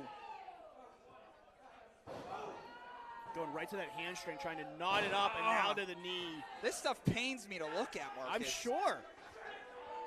You know what a rehab process is. Yeah. I'm mid-recovery. Yeah. Hopefully. It's already been a month. Oh. And Shawn Mason. Piece by piece. It's not just the amateur wrestling background. It is the training, the development by Derek Dillinger. And now maybe going for that ankle lock, and Reese begging him off there with the kick. He knows, Reese knows that he has a bad limb, and he's trying to get Shawn Mason away from him. Oh, my God. What is just absolutely just pelting that left leg. Jesus. I was going to say, it's not just the amateur wrestling ability, that training by Derek Dillinger on how to really pick an opponent apart in a professional wrestling way, and to do it as dirty and deceptively as possible. Shawn Mason has all of the tools. Oh, up on the back here. Oh! Maybe going for an Olympic slam. No. Duck under. Duck under again. Flying like a car crash. Come Reese Hayes. Yeah, Reese getting some blood flow back in that leg, and I think if Shaw would have gone to that ankle lock, it could have been over, but Reese able to start getting that flow going. and the crowd needs no direction. They are firmly behind Reese Hayes. Oh, as I said, Reese Hayes with a victory over MV Young. His coach puts him in prime position, throwing him over his head. Seeing Tweety birds here in the eyes of Shaw Mason. The Cannonball Kid alive. Clear the deck. There's one for Reese Hayes. Cover. 1, 2. Oh, very close. Mason able to kick out, but Reese Hayes going right back to that waist lock, not wasting any time, not wasting any energy. Maybe going for an O'Connor roll. Perfect. No, roll through. Roll through. Oh. Went for that German. Oh, I think he caught him in the face. Shaw Mason able to pick the leg, though, and right into the ankle lock. And this is what I've been fearing. He's been working on that ankle, that knee, that leg, this whole match for that. Uh-oh. And let's dial up some area codes if he can. 4-1-2, baby. Whew. Not the cleanest one you've seen, but if you got one leg, that's the best you can do. Now Reese. Oh, don't stress yourself with this. Feeling that energy. Save yourself, Reese. You don't want to jump off of here with a bad wheel. Now Reese sees something. I see. Oh, it's David Lawless. Oh, of course he sees something. It's David Lawless. How do you miss him? Look out. Oh, God. Took too long. The Lawless distraction. Oh, no. 1, 2. Oh, no. And here is your winner, Shaw Mason. I hate this, Marcus. Well, David Lawless.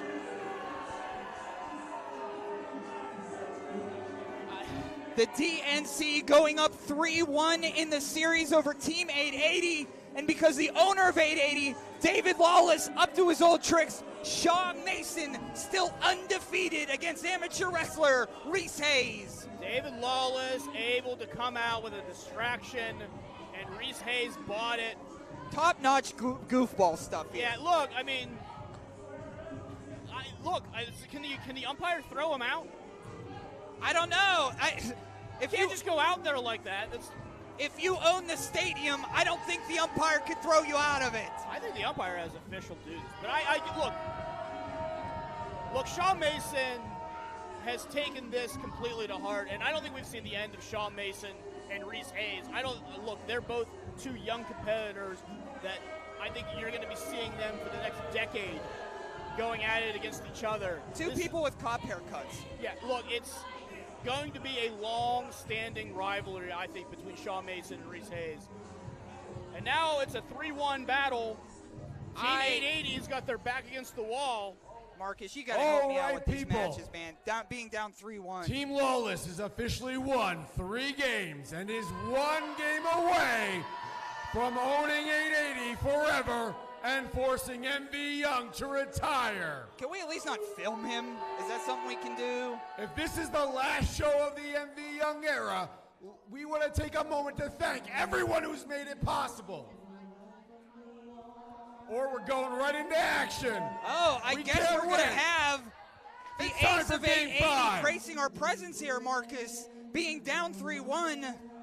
Look, we didn't know what match 5 was going to be because we didn't know that we would need a match 5. Yeah. You know, depending on what the score was or anything like that. So I think MV Young might be doing a pinch hitting duty here, coming in off the bench because it's 3-1.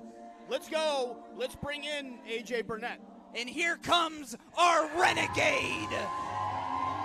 Making his way to the ring, he is the King of Pittsburgh, MV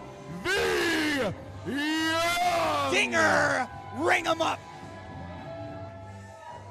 MV Young, if you've been following the King, just went toe-to-toe with Jacob Fatu, has been in the ring recently with Gary J. Reese Hayes. Coming up will be against John Wayne Murdoch at Uncanny Attractions. Also going to Fest Wrestling, but tonight it's about getting the company that he created back. Who's he going against? I have no idea. Like I said, this is and game his 5. Opponent. We didn't know if this was even going to be necessary. let alone who was going to be in it. Yeah, we're going scriptless from here. Well, I guess we're going to find out in short order what this situation is. Yeah, and look, is this David Lawless coming in to face MV Young? Is that what we got? Is it? Does Lawless think he's got it right here in the bag? If he can beat MV Young, he's got it. I think to your credit, Marcus, I think David Lawless wants to end this before it gets started, and MV Young is trying to keep the ship from sinking as the head of the Steel City Killers. Yeah, look, MV Young smartly puts himself in the pinch hit scenario. Gotta win this. It's win or go home for Team 880. And I think Lawless feels like, look, we can't let MV get that victory back. You know, that you gotta end it right here. You can't let this progress any further. And he's taking his time because he knows his squad is up 3-1. Yeah. His squad's up 3-1, and look, this is the match I think people have been wanting to see. Yeah. MV's been wanting to get his hands on David Lawless. Hey, back him up, okay? It's going to be the last time he's in a ring. Once again, I'm going to put something in my ears. Just let me know if it's important. Man, MV, we've chased each other all over the country. And as much as I would love to end your career myself tonight, I'm a lawyer, and I'm smarter than all of you. Smarter than whom? Now, don't worry.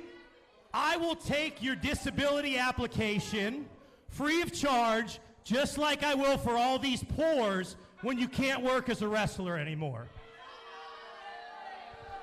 All these pores. That's very nice to call us that. But tonight, your career comes to an end by the biggest, baddest hired gun I could find to put you down in the center of this ring. And tonight, MV, and 880 Wrestling, at my show, in my building, you get destroyed by the Beastman. Oh my God! No. Of course, Lawless getting somebody else to do his dirty work, and it's the dirtiest of works. Over 400 pounds of force of the North.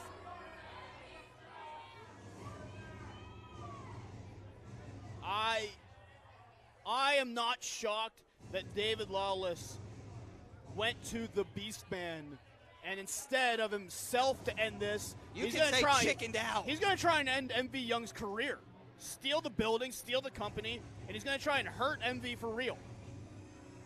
Hey, the last time that we did a show with Beastman, I end up tearing my knee apart. So, with that said, as the floor shakes. Oh, jeez. He walks and the floor shakes. I'm surprised he can even fit in the building. I have been around the Beastman many times in my career. This is not an individual that you direct to do anything.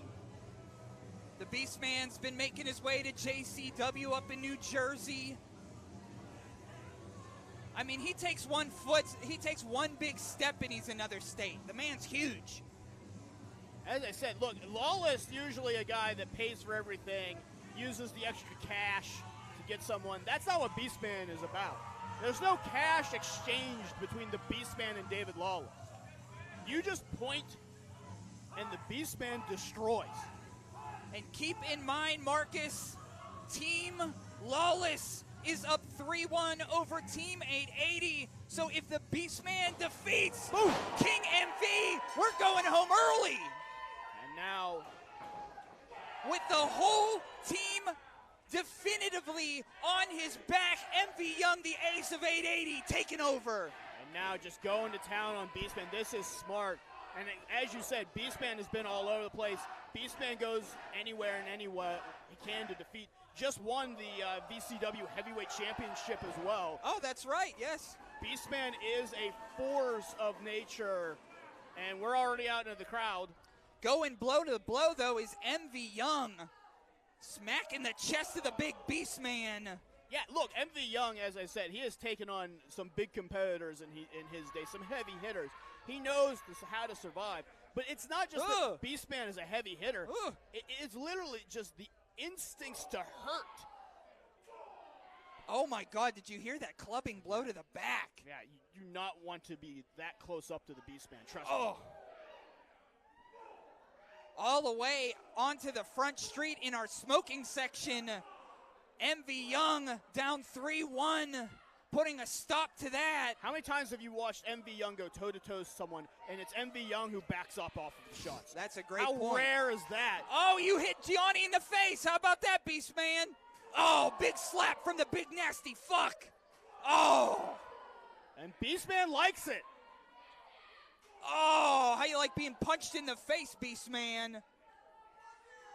Two big dudes. Yeah, what's the, Oh. What a shot. I'm going to say, what's the catchphrase? Big meat mat slapping Big meaty meat. men slapping meat, yeah. That's really what we got right now. We're not much meat, so we don't really know No, that. I don't. That's not for me. In honor of woman back here on our brick wall, our audience trying to get out of the way. Honey Darling's down there partying. Yeah, I think Honey Darling is the now official manager for all of Team 880. Look at these chairs. They're all busted up, Beastman. You're not here often. You would know. We have no sittable chairs. The chair I'm sitting in, I had to bring. Well, Beastman found a chair. Well, and if Beastman sits in it, we might also now have 0 sittable chairs. Yeah. Again. Yeah, it's bring your own chair. BYOB, BIYOC. Who's this? Little conglomerate? Oh, sitting him down here. Well, we're out of chairs. So now we got a human. He said, don't worry about it. See, MV Young being the nice guy said, I don't want to sit on our audience. Nose to nose, beard to beard, body to body, let's brawl. Oh. These two have been in professional wrestling collectively for a long time. Oh, taking off the weight lift wristband. Swing, and the pitches are going wild. They're going a little high, Marcus. Oh, yeah. And now, a little take out of the Beastman's playbook. Oh! Picking up the chair. Oh, throwing it from the outfield. Beastman's got to take a walk. Can we follow the action out on Dottie Block to the smoking section? Say we're in a little bit of a 7th-inning stretch here as Beastman I would say so. Ran out, and now we're on the street. Hey, there's my card. Do not tell people where your car is, Todd. You're right. Beastman will slam someone on your car. What is going on now? They're coming. Ah! Oh, gosh. He's busting his head open like a coconut and eating from it. And look, what is that the sign, the advertising sign? Oh! Well, David Lawless controls advertising now, so he can do whatever he wants. Look, and I gotta say, it's not just the Beastman's hands and his fingernails. His fingernails are just sharp and gross. Yeah. And he's got, like, who knows what underneath there. Time to bone down, it looks like. Beastman eats rotted meat and stuff. You have no idea what's under there, what can get in those cuts. That's a great point, Marcus. I don't know what the Beastman's diet is. I managed the Beastman for a little bit, and I used to give him grapes and apples, and he didn't like any of them. God. A little bone shot. The Bone Daddy himself. Oh, God. Look out. Oh, no, this could be it. 2. Oh, just a 2 count. MV Young barely able to get Beastman off. I thought Beastman was going to splash him, and I was like, oh, that was real nice. He just covered him, and that might be worse. 400 pounds just laying on you. Choking him with the bone, the ace of 880. The crowd behind MV Young.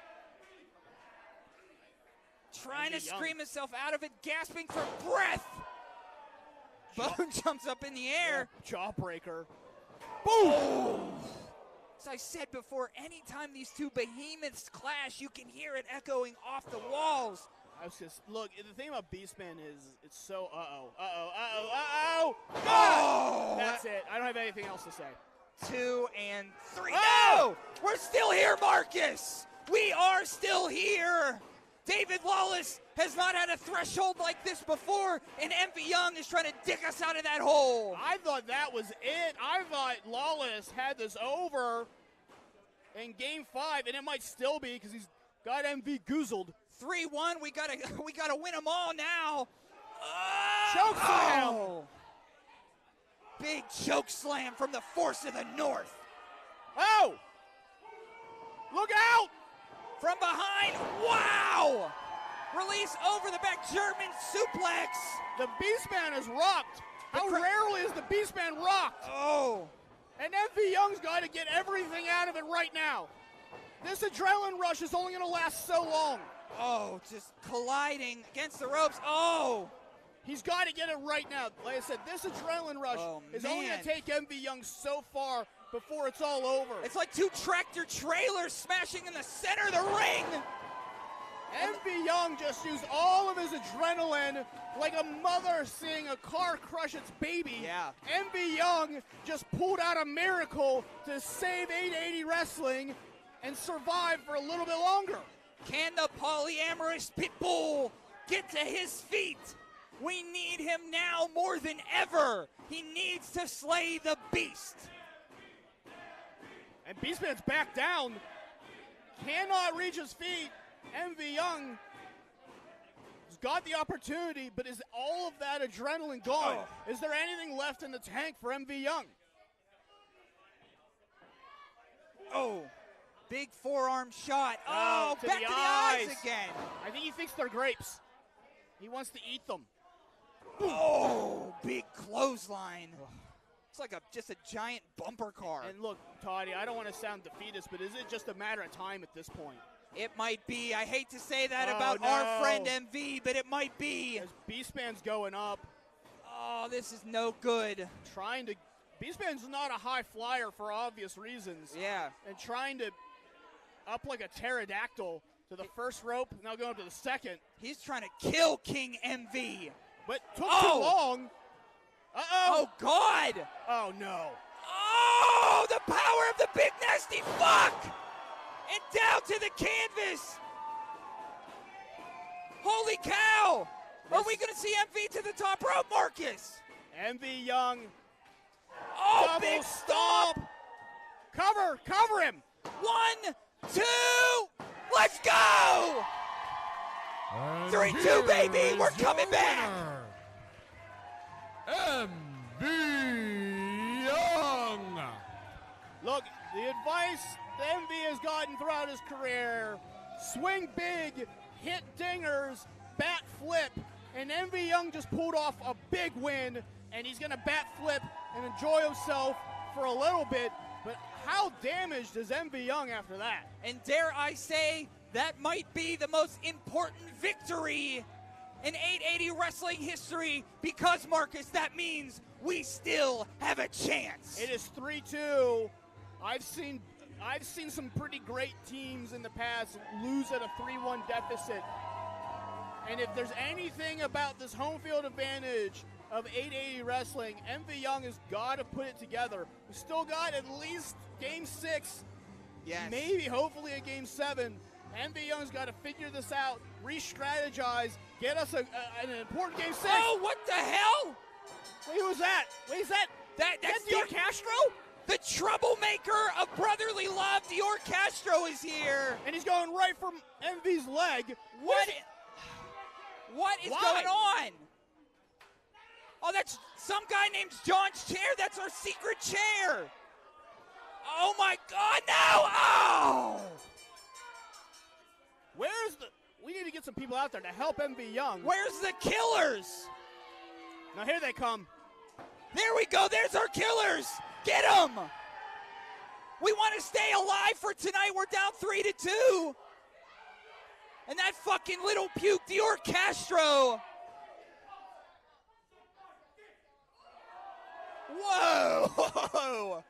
Well, nobody likes him.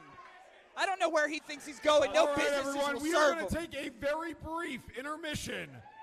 Well, I need an intermission, Toddy. I need something. A few moments, 10 minutes. We're going to return to action. Just while we handle this. Thank you, folks. We will be back shortly with Marcus Mann. I'm Toddy Tondera. Right now, the 880 World Series is 3-2. Team Lawless over Team MV, and we will be right back.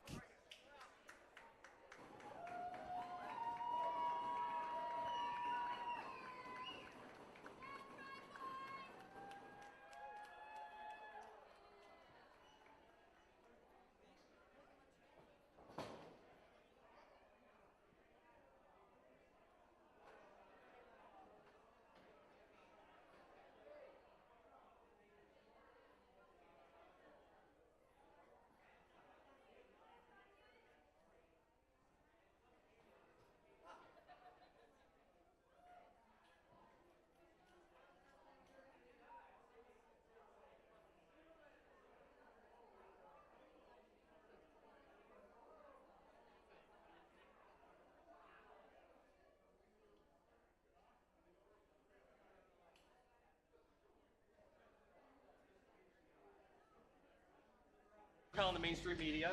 And I'm the Riz. And you know, Riz, it takes years of strenuous, dedicated training before you're worthy to step inside a professional wrestling ring.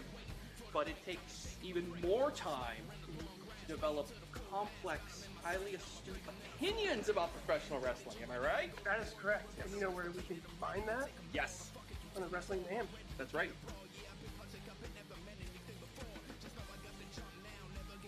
Sidekick Media Services. We are your sidekick in business for social media, video production, and more.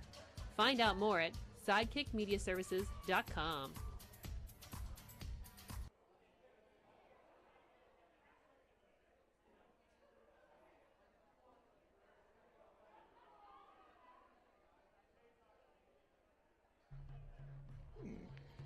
Previously on Top Rope Tabletop, one done. The gang had reached an accord with a fire giant, Rosar. Part of that accord involves going to go get the water gem to the eastern coast. But before they do this, some familial issues need to be resolved. Isheen, with the rest of the crew, go to find his father's cabin up north. They stop in a small town to rest. And at night, a shadowy figure in a cloak is revealed.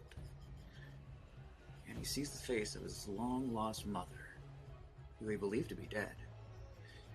What will happen to this? Well, tune in early Sunday and find out on Top Rope Tabletop. See you soon.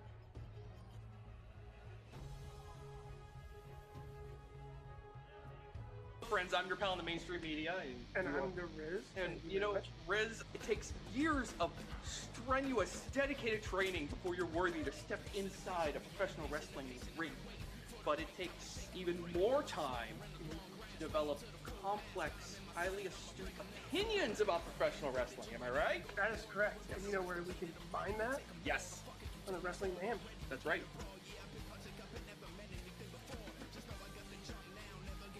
Sidekick Media Services. We are your sidekick in business for social media, video production, and more. Find out more at sidekickmediaservices.com.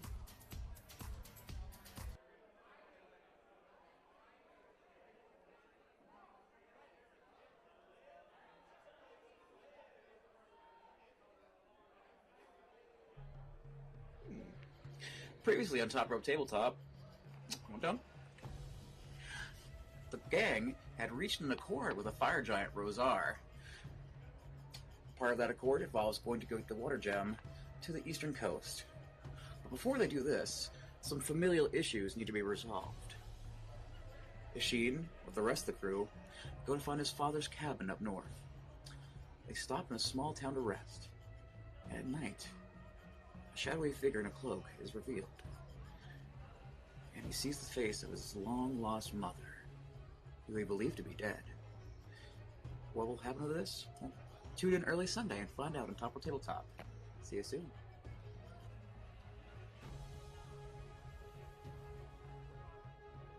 Friends, I'm your pal in the mainstream media. And I'm the Riz. And you know, Riz, it takes years of strenuous, dedicated training before you're worthy to step inside a professional wrestling ring. But it takes even more time to develop complex, highly astute opinions about professional wrestling. Am I right? That is correct. And you know where we can combine that? Yes. On the Wrestling Mayhem. That's right.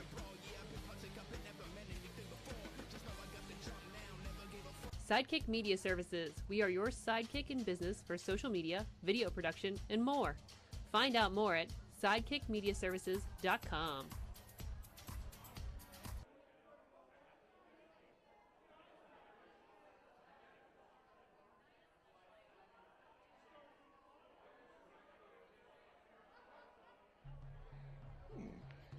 Previously on Top Rope Tabletop, one done.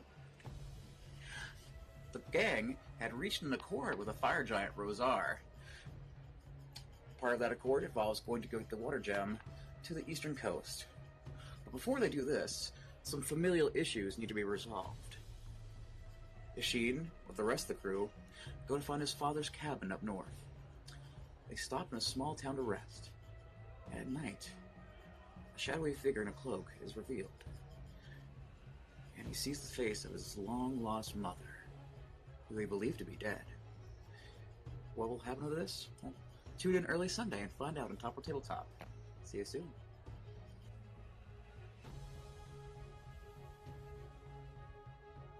Friends, I'm your pal in the mainstream media. And I'm the Riz. And you know, Riz, it takes years of strenuous, dedicated training before you're worthy to step inside a professional wrestling ring. But it takes even more time to develop complex, highly astute opinions about professional wrestling. Am I right? That is correct. And you know where we can combine that? Yes. On the Wrestling Man. That's right.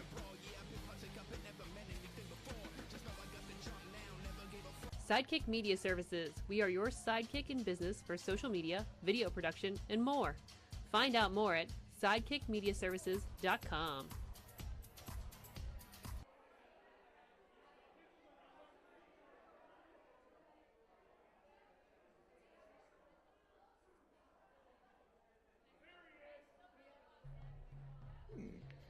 Previously on Top Rope Tabletop, well done. The gang had reached an accord with a fire giant, Rosar. Part of that accord involves going to go get the water gem to the eastern coast. But before they do this, some familial issues need to be resolved. Ishin, with the rest of the crew, go to find his father's cabin up north. They stop in a small town to rest. And at night, a shadowy figure in a cloak is revealed. And he sees the face of his long-lost mother, who they believe to be dead. What will happen to this? Well, tune in early Sunday and find out on Top Rope Tabletop. See you soon.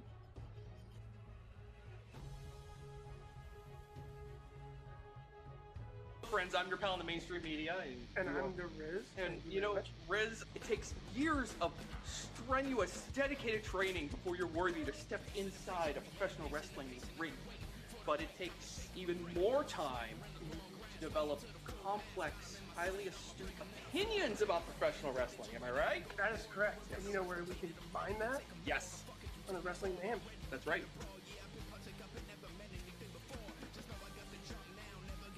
Sidekick Media Services. We are your sidekick in business for social media, video production, and more. Find out more at sidekickmediaservices.com.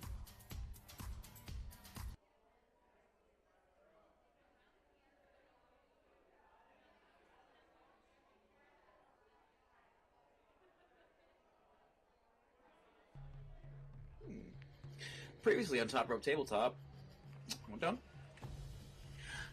The gang had reached an accord with a fire giant, Rosar. Part of that accord involves going to go get the water gem to the eastern coast. But before they do this, some familial issues need to be resolved. Ishin, with the rest of the crew, go to find his father's cabin up north. They stop in a small town to rest. And at night, a shadowy figure in a cloak is revealed. And he sees the face of his long-lost mother, who they believe to be dead. What will happen to this? Well, tune in early Sunday and find out on Top Rope Tabletop. See you soon.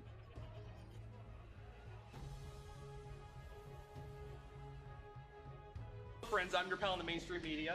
And I'm the Riz. And you know, Riz, it takes years of strenuous, dedicated training before you're worthy to step inside a professional wrestling ring. But it takes even more time to develop complex, highly astute opinions about professional wrestling. Am I right? That is correct. And you know where we can combine that? Yes. On the Wrestling Man. That's right.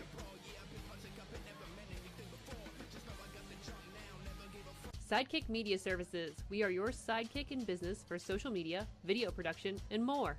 Find out more at sidekickmediaservices.com.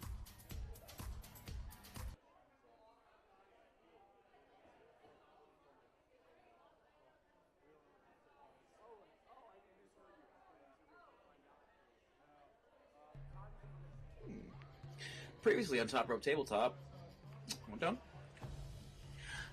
The gang had reached an accord with a fire giant, Rosar. Part of that accord involves going to go get the water gem to the eastern coast. But before they do this, some familial issues need to be resolved. Ishin, with the rest of the crew, go to find his father's cabin up north. They stop in a small town to rest. And at night, a shadowy figure in a cloak is revealed. and he sees the face of his long-lost mother, who he believed to be dead. What will happen to this? Well, tune in early Sunday and find out on Top of Tabletop. See you soon.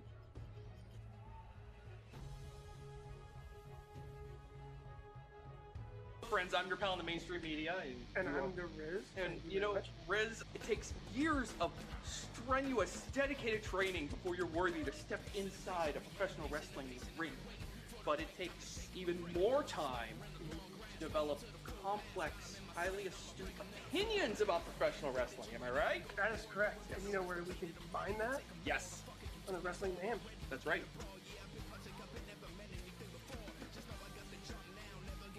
Sidekick Media Services. We are your sidekick in business for social media, video production, and more. Find out more at sidekickmediaservices.com. We will be returning in 3 minutes. So grab your beers, finish your cigarettes, because the action is coming right back. Previously on Top Rope Tabletop, I'm done. The gang had reached an accord with a fire giant, Rosar. Part of that accord involves going to go get the water gem to the eastern coast. But before they do this, some familial issues need to be resolved. Yashin, with the rest of the crew, go to find his father's cabin up north. They stop in a small town to rest. And at night, a shadowy figure in a cloak is revealed. And he sees the face of his long-lost mother, who he believed to be dead. What will happen to this? Well, tune in early Sunday and find out on Top of Tabletop. See you soon.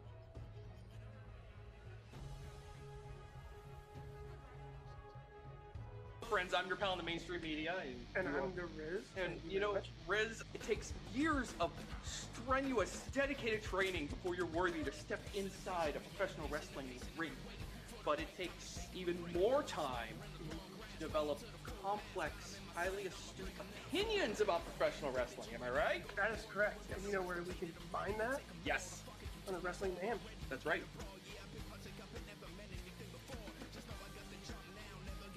Sidekick Media Services. We are your sidekick in business for social media, video production, and more.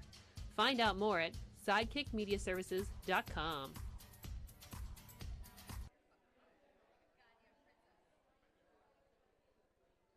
Oh yeah, we're cool. We're Gucci. Yeah, we did good. Yeah. Yeah, look good. Everything looked good. I would tell you if it didn't.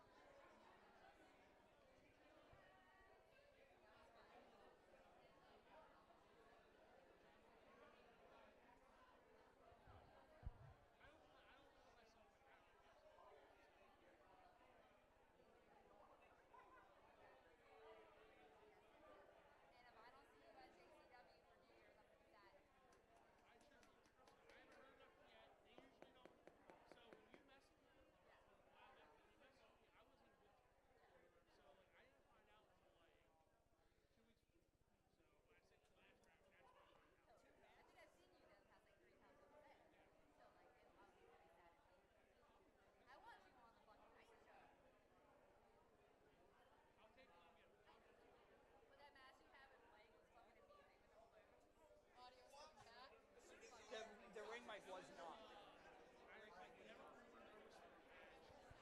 All right, folks. Thank you for bearing with us while we dealt with the aftermath of that match. He might be my boss, but let's get that shit out of there for now. Welcome back, everybody, to the 880 World Series. Break. But now, the series is at Team Lawless with 3 wins. Team 880 with 2. Team Lawless has an opportunity to clinch the series right here. Toddy Tondera back here with Marcus Mann. We are going to make it to match number 6 of our Game World 6 Series. on the way, 3-2. When we've last seen our heroes, we are down 1 game in this best of 7.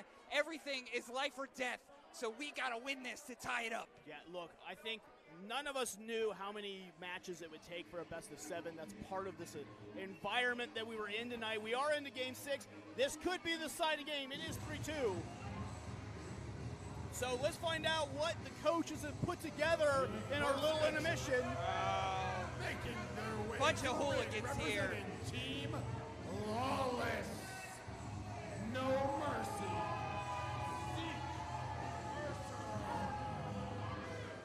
Zeke, Mercer, Sidney von Engelund, Alex Melee, Dior, Castro.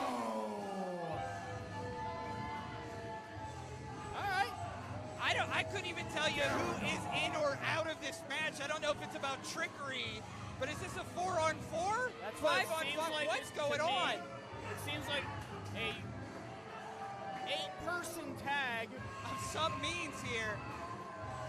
Dior Castro wearing the Michael Jordan jersey. Again, very famously, Michael Jordan never saw a Game 7. So is that what Lawless and company have in store tonight for Team 880? We got Zeke Mercer, Sidney von Engelund, Derrible Dog. I don't think it was right on the nameplate. Dior Castro and Alex Melee.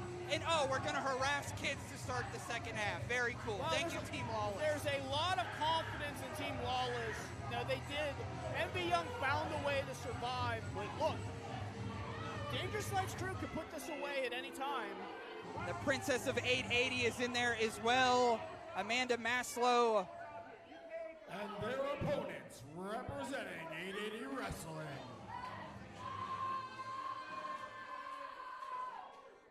All right, so what do we got from Team 880? I guess we're about to see. My notes mean nothing because we didn't know that we would get this far. Here comes Game 6 action, and here comes the home team of Team 880.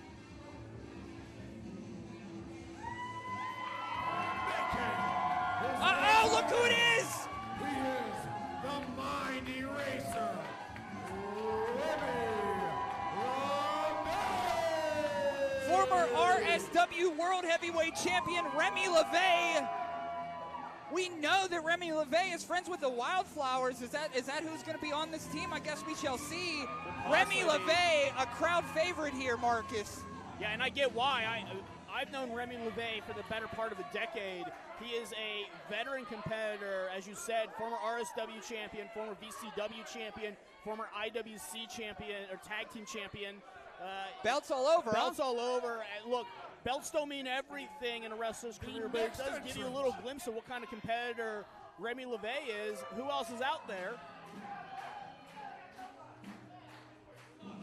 Oh, it's time to rock, baby! Here comes the Wildflowers! Way to the ring, the unwilting Tatiana and the NBA Riot Reese Wilde. Together, they are the Wildflowers. Now, I don't know if this is an audible from Team 880, but I gotta say, great strategy getting Nick's Wilde in there with Zeke Mercer on the other side. We saw last month that battle that they had. Yeah. So it's a great strategy.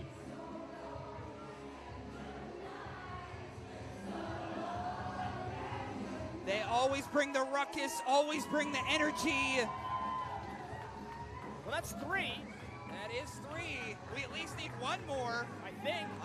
I lost count. Yeah. The next entrant, But as you mentioned, on Team Zeke Mercer and the Wildflowers, they're not exactly friends. No, not at all.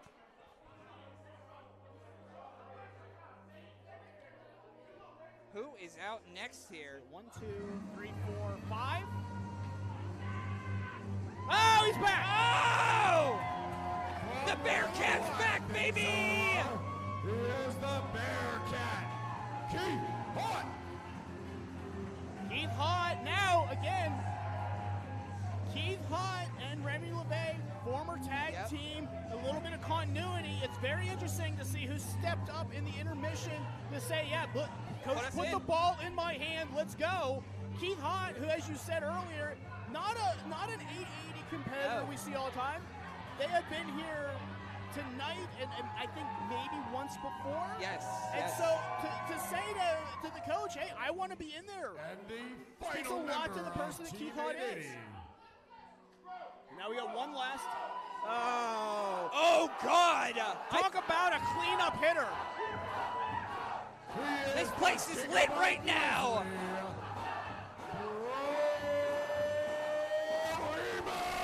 The Gigabyte Grizzly on attack!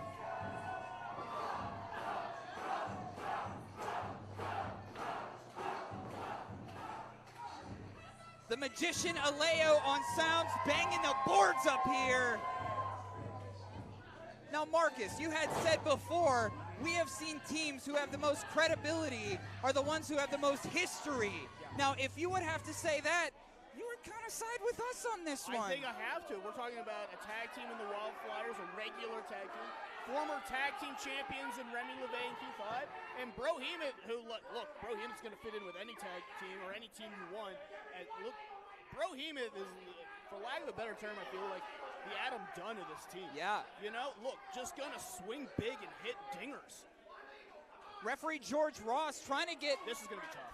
Under control, and he said, I think I read his lips, he said, I need one legal person on each side so we can start this. Look, this is going to be a tough mess for George Ross to keep control of. The Derrible Dog is in here.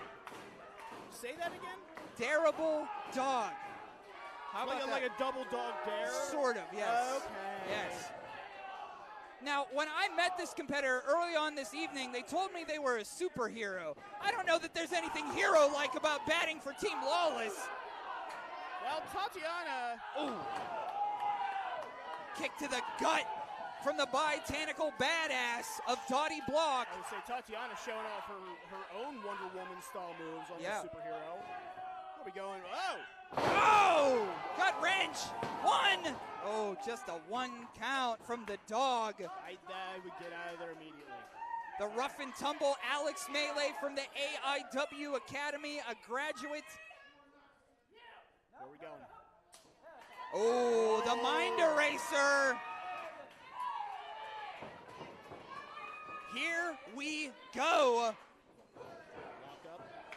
Now, growing up in the business with Remy LaVey, I'm sure you've seen him all over the place. I have. I've been around with Remy for a long time. We've been friends. We've been on opposite sides. And he is a great singles wrestler. That's what people know him. But I grew up with Remy as a tag. Ooh. As I said, been tag team champion with Keith Haught. One half of the original The Night Riders. Broke in as a tag team wrestler. Knows his tag wrestling. Great veteran to have. In comes the NB Riot. And, of course, they're going to go go toe-to-toe with Zeke. They've been at each other's throats for months here. Both these competitors representing the LGBTQ plus community. But right now, the Wildflowers, Nick's Wild with a tummy-to-tummy and a cover. Two! Whoa. Oh, just a 2 count. We're talking about Pittsburgh icons, shades of Shane Douglas. Ooh. And now, Dior Castro not even in gear and just got caught by Brothemoth. Walk, strikeout, home run. That's what Brothemoth's looking for. Now, Dior Castro, I don't think was set to compete, but attacked Envy Young earlier in the evening. Definitely showed something to David Lawless to put it into a game 6, and Dior Castro's regretting that. I think Lawless and Dior had something on the side to attack MV. He probably said, hey, if you attack MV, I'm going to put you in this match, kid, and here we are. Look, you want the big win, you got it. But I think Dior Castro feels like maybe he should have called in sick with the flu. Winded up and winded up and winded up and winded up and winded up in an elbow to the forehead, it looked like. And those palm strikes from Keith Haught. The Bearcat munching down, and here comes Sidney Von Engelund. We saw earlier this evening, and he's out here to play again. Oh, Dior. Yeah, Sidney Von Engelund, that general mindset that Sidney brings. So smart, almost like a coach/player. And now Zeke Mercer choking, getting their shots in. Where's Sidney going? Oh, over the top rope looks like. And the cover, 2. And again, if you are just joining us, if Team Lawless, if Team Dangerous Knights crew is victorious here, we're going home. They are up 3-2 in this World Series, Marcus, and it's really coming down to it. Yeah, Keith Haught in the wrong part of this 8-person tag as the Dangerous Knights crew's hand-picked assassins have just gone to work on the Bearcat. In unfamiliar territory, keeping Keith Haught in the bad guy's corner. Now Zeke Mercer, who has, over the months here at 880, developed this aggression and hard hit just right in. And now things are breaking down. Well, Marcus, you knew this was going to happen after a while. George Ross is going to try and keep everything situated. There's just too many people. It's chaos. It is utter chaos, Marcus. We knew this was going to happen. When the World Series got here, we didn't know who was going to be in the ring, who was fighting for who, but right now we've chosen the sides. Ours is Team 880, but Team Lawless with a 2 count there on Keith Haught.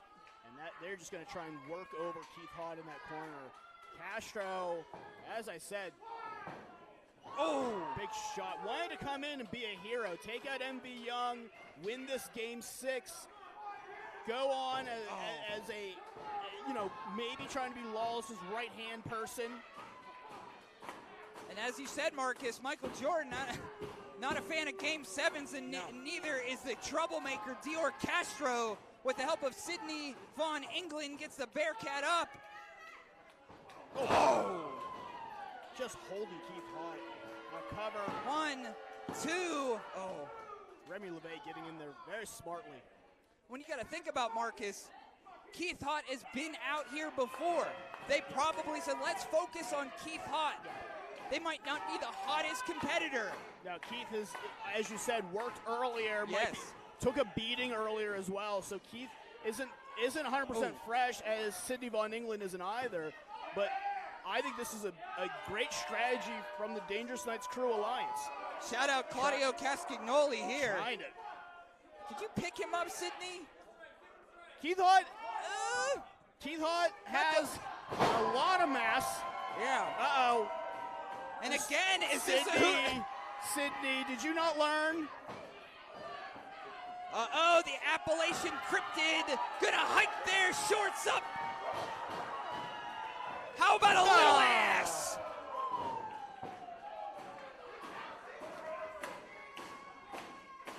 It is down to the wire, and Keith Haught's butt may have just saved 880 Wrestling. We shall see here in Game 6 again. Team 880 with 2, DNC leading this with 3, and they only need 1 more. But here comes Remy LaVey. Unloading on the competition is the Mind Eraser. So clean, so smooth, Marcus. Looks like they've done it a time or two. Oh, yeah, 100%. This is what veteran leadership brings. Ooh. And now Remy LaVey. Bounce against the ropes. Look, face buster. Face buster. Thank you, Marcus. Yeah. A little Chris Jericho style face buster.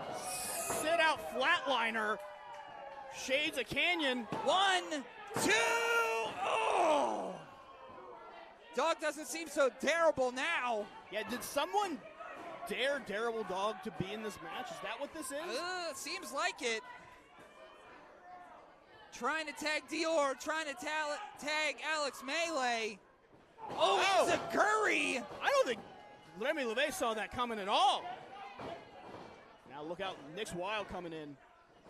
Trying to get to the Derrible Dog. Was there a tag made? I don't think that Nick I saw didn't the see. tag. Nick didn't know what to do. That was an innovative barrel roll that just came through there. What does Alex Melee have in mind against the turnbuckle? Running around, flipping around, holy cow. This guy plays a lot of video games, and I guess he professional wrestles as well, Alex Melee. One. No, didn't think so. No, not on a 1-foot cover like that. Melee now with the tag to Zeke Mercer. And now look, hey, Nick's Wilde is down, and that's when Zeke Mercer wants to get in. Great point, Marcus. Of course they're going to tag them in. Yeah. Look, Zeke has made waves here at 880. I believe, tell me if I'm wrong, Toddy, you know, you're the 880 historian, but there was a deep tag team love between Zeke Mercer and Nick's Wilde. Once upon a time. Once upon a time, and it is broken down to this, the disrespect that Zeke Mercer has showed Nick's Wilde over and over again from that tag. When you have two hungry competitors who all want to reach the top, you know what, Marcus? Only one can. Yeah, and Zeke Mercer has tried to make sure that they're the one that's gone all the way to the top. Yeah. If I'm not mistaken, it was Zeke who got hurt, and Nick's tried to fight for their honor. And against Sheridan, your boy. You probably know that. Yeah, and it's now to see what this has become has been, you know, not ideal, obviously, for Nick's. Nick's wants to move on. And there's Zeke Mercer right again, going right after their knee. Sidney Von Engelund tag back in. Where's Sidney going? I don't know. Bracing the leg together. Innovative I don't know breaker. that if I've seen that knee breaker before. I think if Sidney would have got the cover right away, we'd have been out of here. But here comes the Bearcat taking too much time. Bearcat knew it. And now fighting back, and it's breaking down a little bit. George Ross has got to get in there. God bless George Ross, but the Bearcat is really showing their spunk for Team 880. I say I've never seen that knee breaker before either. That must be something that's more popular in the British Isles. Yeah. We're familiar with baseball. Yes. That's cricket. Yes, that's cricket. yes. It's similar. It's similar.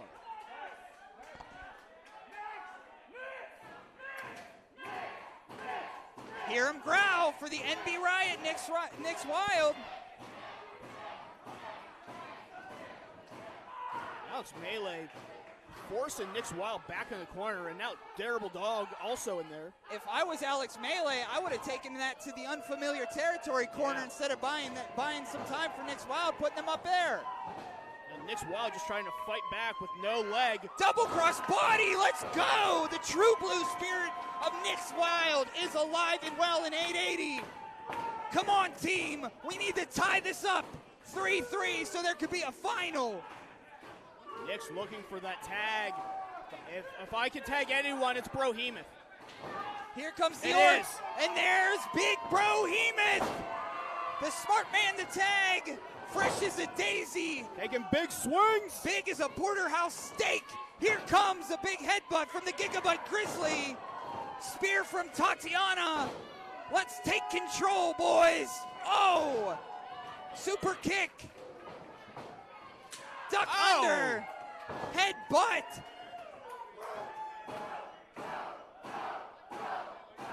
As the sound reverberates off the walls, here comes Big Bro. Back and forth, runaway train, never coming back. Brothemoth is trying to hit 74 home runs tonight. Legally. Smashes him in the corner. And here comes Big Bro. Oh! Dior's up. Oh! Wow! What a combination platter for dinner. Here's a cover. 2. Oh!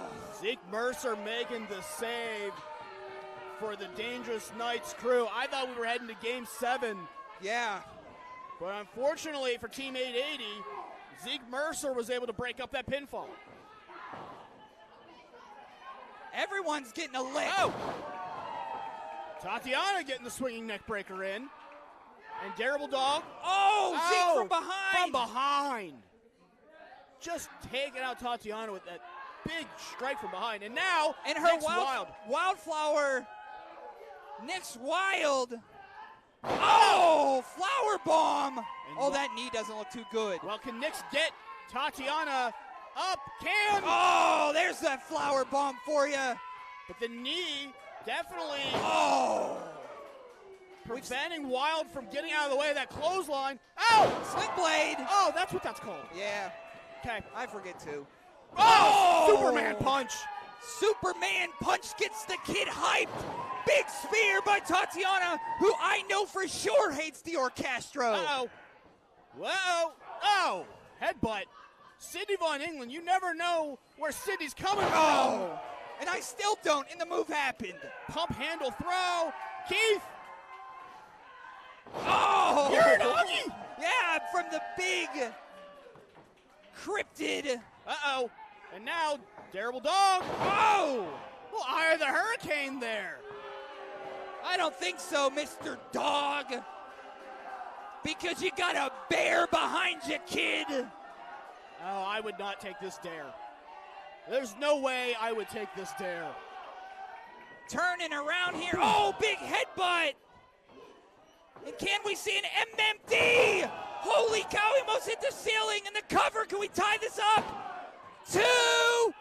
Game 7, Marcus. Let's go. And here are your winners. Remy, LaVey, Keith Haught, Nick's Wilde, Tatiana, and Brothemoth. The DNC has found themselves tied up with us. Tied up with Team 880. Game 6, 3-3. And I'll tell you what, not many ball clubs can come back from 3-1, but we've got it. One shot left, Marcus. Whoever wins this next one wins this company. It's all on the line, and I gotta say, for Team 880, taking that break, taking that timeout, figuring out this strategy, and bringing this team together was a smart call. Your heavy hitter in Brothemoth and 2 very capable and great tag teams just put Team 880 back in this series. It was a lot to come back from, but here we are, the finals. Team 880 versus Team Lawless in our main event. And I'll tell you what, we've said if we ever made it to Game 7, what we would do, Marcus, we're bringing out the killers tonight. The series is now tied. We are 3-3 going into our main event and game number 7. The following contest will be a 3-on-3 elimination tag match and will determine the future of 880 Wrestling. Elimination style. Happy early Thanksgiving. Here we go. Well, we've seen this guy out here too much tonight, but I guess if you have a match, you could come to the ring. The owner of this company, former champion, David Lawless.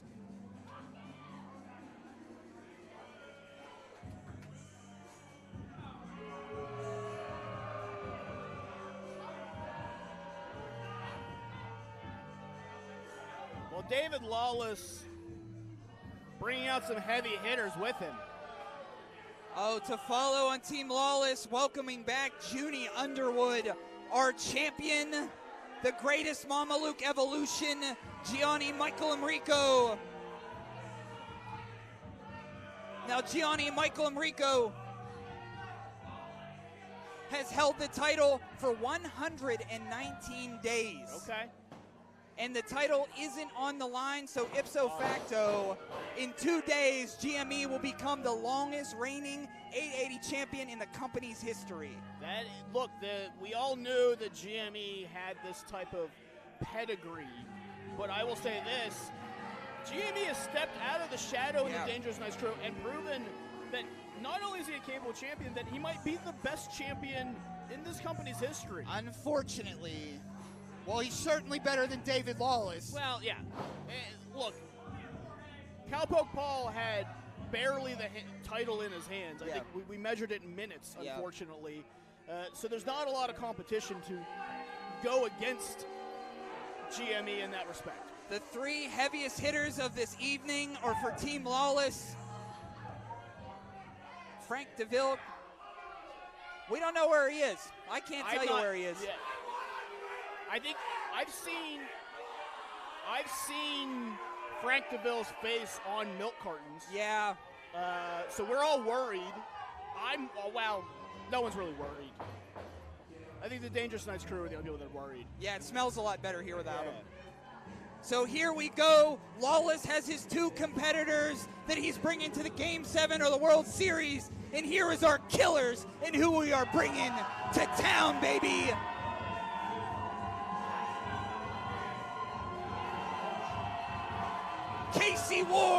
the Black and Red Dynamite, Satan's favorite Saint Brandon St. James, amateur wrestler Reese Hayes. Let's get this company back, boys.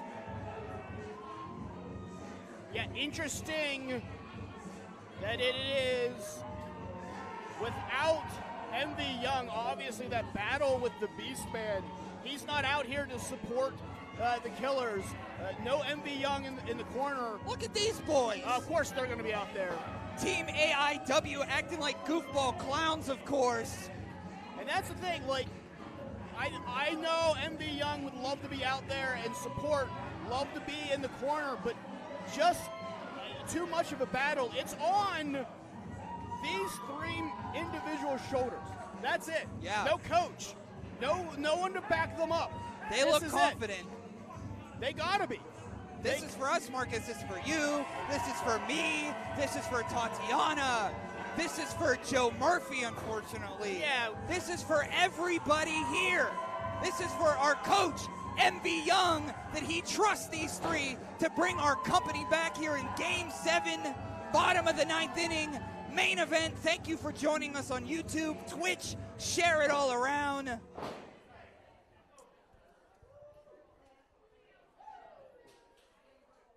The following contest is Game 7 of the 880 World Series. Enjoy Wrestling is here. Thank you, Enjoy, for coming. Introducing first, representing the Dangerous Knights crew, the Pyro Prince, Juni Underwood. Juni Underwood victorious earlier on, so I'm sure that's why David Lawless picked him for this match. Your 880 Wrestling Champion, Gianni Michael Emricko.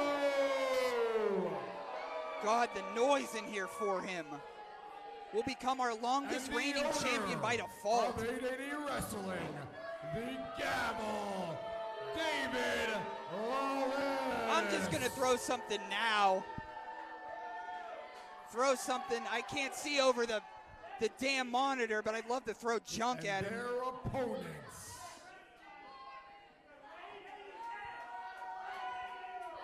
Satan's favorite saint, Brandon St. James.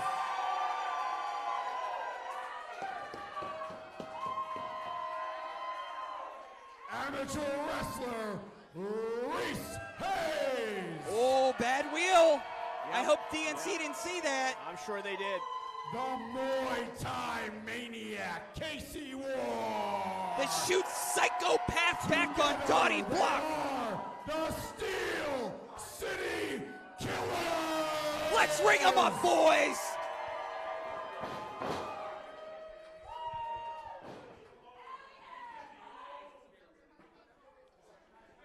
Now, if you were MV Young, if you were the coach of Team 880, I was going to say, Marcus, who would you have starting there for you? I don't think it matters. I don't know that it matters. What matters here is the fight, and as you said, it's just breaking down already. We're going to be fighting in the crowd, and you're going to see a lot of people you saw earlier tonight out in the crowd, because this is what you call a locker room sellout. You're seeing some AIW crew. You're seeing the Anderson brothers, Jack Pollock's out there, Marco Narciso, Honey Darling. They're all watching this. Everyone's around the monitors because this is it. This is everything. This means everything. Juni yelling at people to move. Into the turnbuckle there. Sorry, we're trying to keep up with the action. There's so much going on. Juni Underwood grabbing Reese Hayes from behind. St. James is down. And now 2-on-1 on Reese Hayes is. I see Carter J. Collins' dumbass out there too. Like I said, this is what you call a locker room sellout. Everyone's interested in this because this is for it all. Shawn Mason's in the crowd. This is what 880's about. Scratching the back of Casey Warr. Look, we both want this to end in the same way. We do. But I don't know if this can end. Will this just fight out and for the rest of the night, and will we just get an entire brawl between the entire crowd and Dangerous Knights crew? Yeah, to your point, I think the crowd is going to start fighting here soon. Oh my God. We had the honor and privilege to call the Donnybrook on Dottie block, the two of us, many months ago, but this seems much the same in part 2 and for a lot of hell more. Yeah, for obvious reasons, with everything on the line. And Brandon St. James still is not up after taking that ring post straight to the skull, and it has become a 3-on-2 beatdown since then. And as I said, no MV Young out here. No. Well, MV Young was taken out earlier this evening by Dior Castro. I don't know if MV is even still here. That's what I'm saying. Sony is you're seeing so many of these other competitors out there in the crowd. You're not seeing MV Young because of what happened. I know he would be out there if he could. I don't know if you've been a part of many sports teams without the team captain. How does one survive? We shall see. Well, it's going to be things like this. Oh, over the top rope! Landed on his feet! He is hellbound and heaven sent. It's Brandon St. James. And we talked earlier in that match Brandon St. James had with Juni Underwood about being that match 2 competitor. That guy you give it the second ball to. Can he be that Game 7 guy? And right now, Brandon St. James proving that he can be. And he's got a lot to prove because, unfortunately, he did lose before. Yes. So he's got to, I mean, he has a lot of stake in this, but he wants to show himself. Oh, we got a bell. We got a bell. Okay, so I guess we're wrestling now. And now Brandon St. James going right to Juni Underwood for obvious reasons. That low blow earlier tied this this 7-game series up. Yeah. And now Brandon St. James wants to make up for it. Blue Thunder? Yes! There it is! Didn't get all of it. Is it enough? 2! Oh! Game 7. The winner of this match wins this building, wins the privilege to call themselves the owner, and I guess they're also a head trainer at T2T Pittsburgh for these kids coming in. Absolutely. What kind of mentor do you want? Now going for that, maybe that half and half. Oh, low blow, but it's caught. Oh! Blind tag. I don't think St. James saw that. No, going for that half and half again. Oh, the gavel. Look No. out. Oh, no. Down to the canvas, bouncing off the ropes. Oh, sliding cutter. 1, 2, please, God, no! Oh. Brandon St. James has been eliminated. Brandon St. James is the first one out. That's not good. Many would see him as the proverbial team captain with MV gone and hurt. Yeah, and look, now you're down to KC Warr, who is fresh, but Reese Hayes, who has fought already tonight and has a knee injury himself. And classic Lawless here. Lawless just taking 2. Oh. We've got 1 fresh competitor in KC Warr, a bad wheel on Reese Hayes of the Wildflowers, and in comes Gianni Michael Emricko, our 880 champion. And look, again, Toddy, historian that you are, has anyone pinned GME here at 880 Wrestling? Aside from Michael Vincenzo Young, not many. Yeah, look, that's what we're looking at. You talk about the title reign, you talk about the winning streak that GME has been able to put in.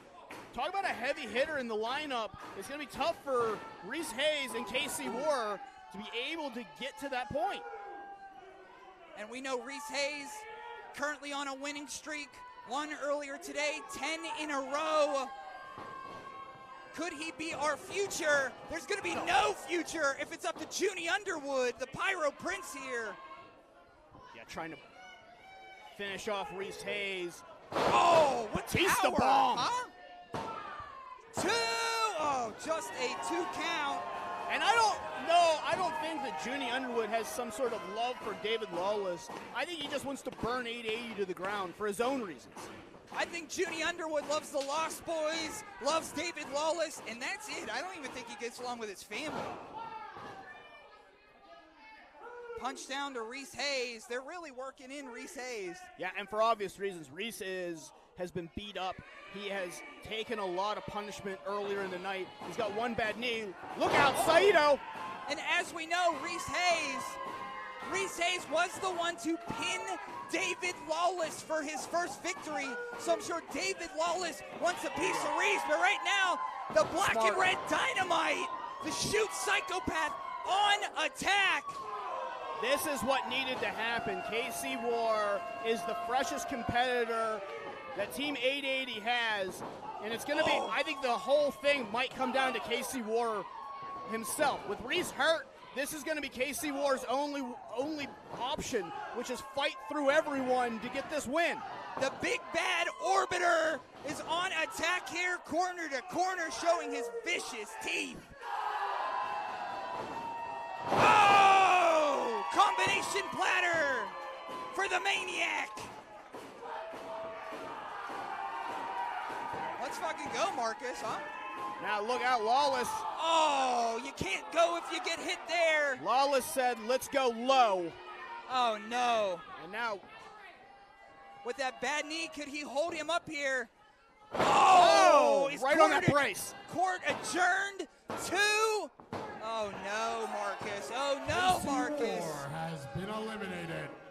KC Warr, the back of his head just hit that steel knee brace of David Lawless, and there was nothing KC Warr could do. Reese Hayes, who's not in the best of shape. Now our babyface underdog has overcame a lot in his young pro wrestling career. It's not looking good, Toddy. I don't want to be a defeatist, It's but this not. isn't looking good. Oh, God, especially with this turnaround. Oh, God, that's it, Marcus. Wait a minute. Juni. Oh, no. Can anyone help him? Well, Juni Underwood's been Juni disqualified. Underwood has been eliminated. Juni Underwood is officially out of this match. I don't think Juni Underwood cares. Juni just hit Reese Hayes with that chair, sacrificed an elimination to make it a 2-on-1 beatdown of an already injured knee on Reese Hayes, and now 2 chair shots to the back, Now just making it academic. Now Team Lawless may lose one. It's only 2 versus 1. But Juni Underwood obviously put up for it for the Daddy Lawless. And there this is will the be cover. it. 1, 2, and not so quick, Marcus. Look, I think Juni Underwood just laid down a bunt there to move his runners into scoring position for David Lawless, but Lawless not able to get anyone in and get this final victory. Oh, God. Here comes the soon-to-be longest reigning champion, GME. Big boot! That's going to smack Lawless. Lawless is out. Hey, your best offense is a good defense. Duck under. Sleeper! Oh, Sleeper, no. it's over. Oh, no, Sleeper. grab that rope. Down, wait, 1, 2. Did he kick out? No. GME! Michael Emricko has been eliminated. No, GME has been eliminated. Reese Hayes, shades of Envy Young. Envy taught him how to counter that sleeper, and Reese Hayes just did it, and now it's 1-on-1. David Lawless versus Reese Hayes. Just over a 3-count. GME was just pinned by Reese Hayes. So the champion is out, and it comes down to David Lawless. Oh, God, no. 1, 2, get him off the rope. Oh, so close. And just like it was always meant to be, it's Reese and David Lawless 1-on-1. But how much damage has Reese Hayes taken? Oh, right on that knee brace. It's over. 1, 2, no.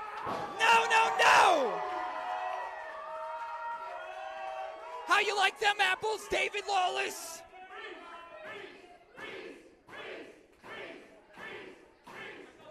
Small package. 2. Oh. Reese Hayes gonna have to do anything and everything to get this victory. But Lawless has such an advantage. Reese Hayes. Oh, release powerbomb. Jesus. The Stacked fuck you up. pin. 2 and not enough. We have hit extra innings in Game 7. It is Team DNC 3, Team 883, and that 4th win is all we need for this company. Another powerbomb coming, but Reese Hayes counters. Uh-oh! Dialing it up! Can he do that with the hurt wheel, Marcus? Come on, kid! Reese Hayes going up. Come on, kid, he has pinned Gianni tonight! Can he pin Lawless? Lawless went for a cutter. Lawless went to counter Reese Hayes, and Reese saw it. Oh, Comes up with a drop kick! Hayes saw it coming. Get this cover! Now the knee. The bad knee of David Lawless! And David Lawless hurt this knee in that ring! This knee is what made David Lawless the king of this! Will Lawless tap out? Will he give it all away? The crowd screaming for him to tap! Come on, Reese! Come on, Reese! Reese has got center of the ring! George checking in on Lawless! It's taps! over, Marcus! It's over! This company is ours!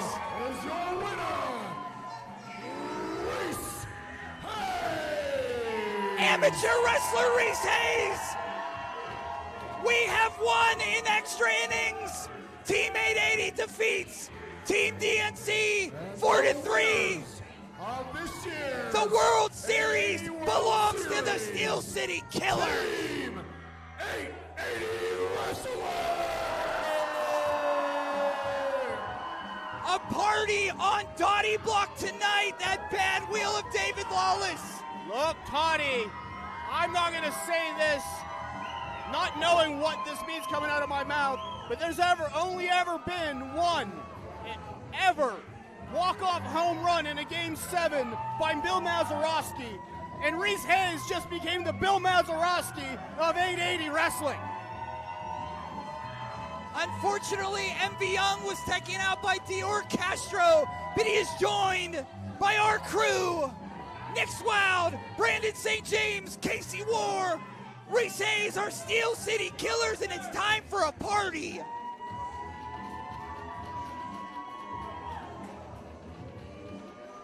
Shake it up, baby!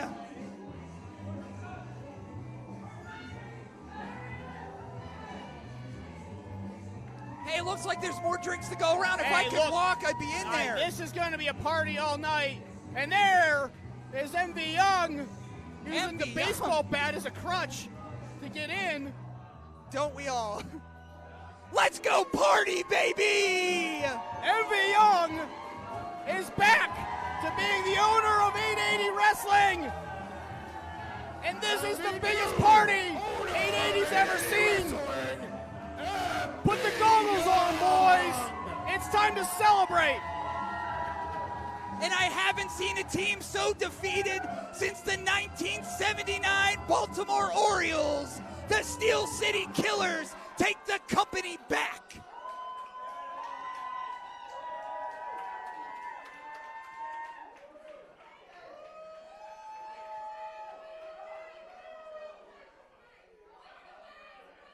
What a joyful ending to this one.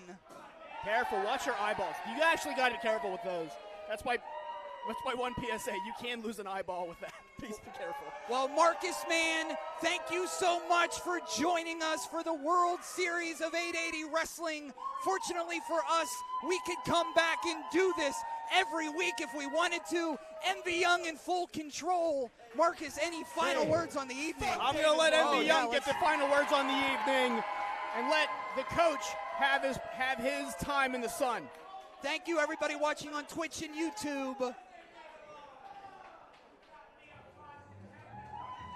From Marcus Mann, I'm Toddy Tondera. Welcome to the new era of 880 Wrestling. Get roached.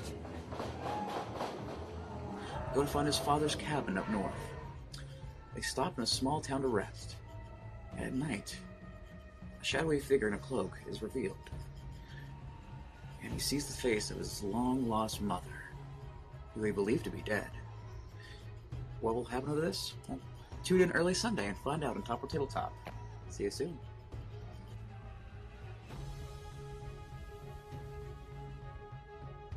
Sidekick Media Services. We are your sidekick in business for social media.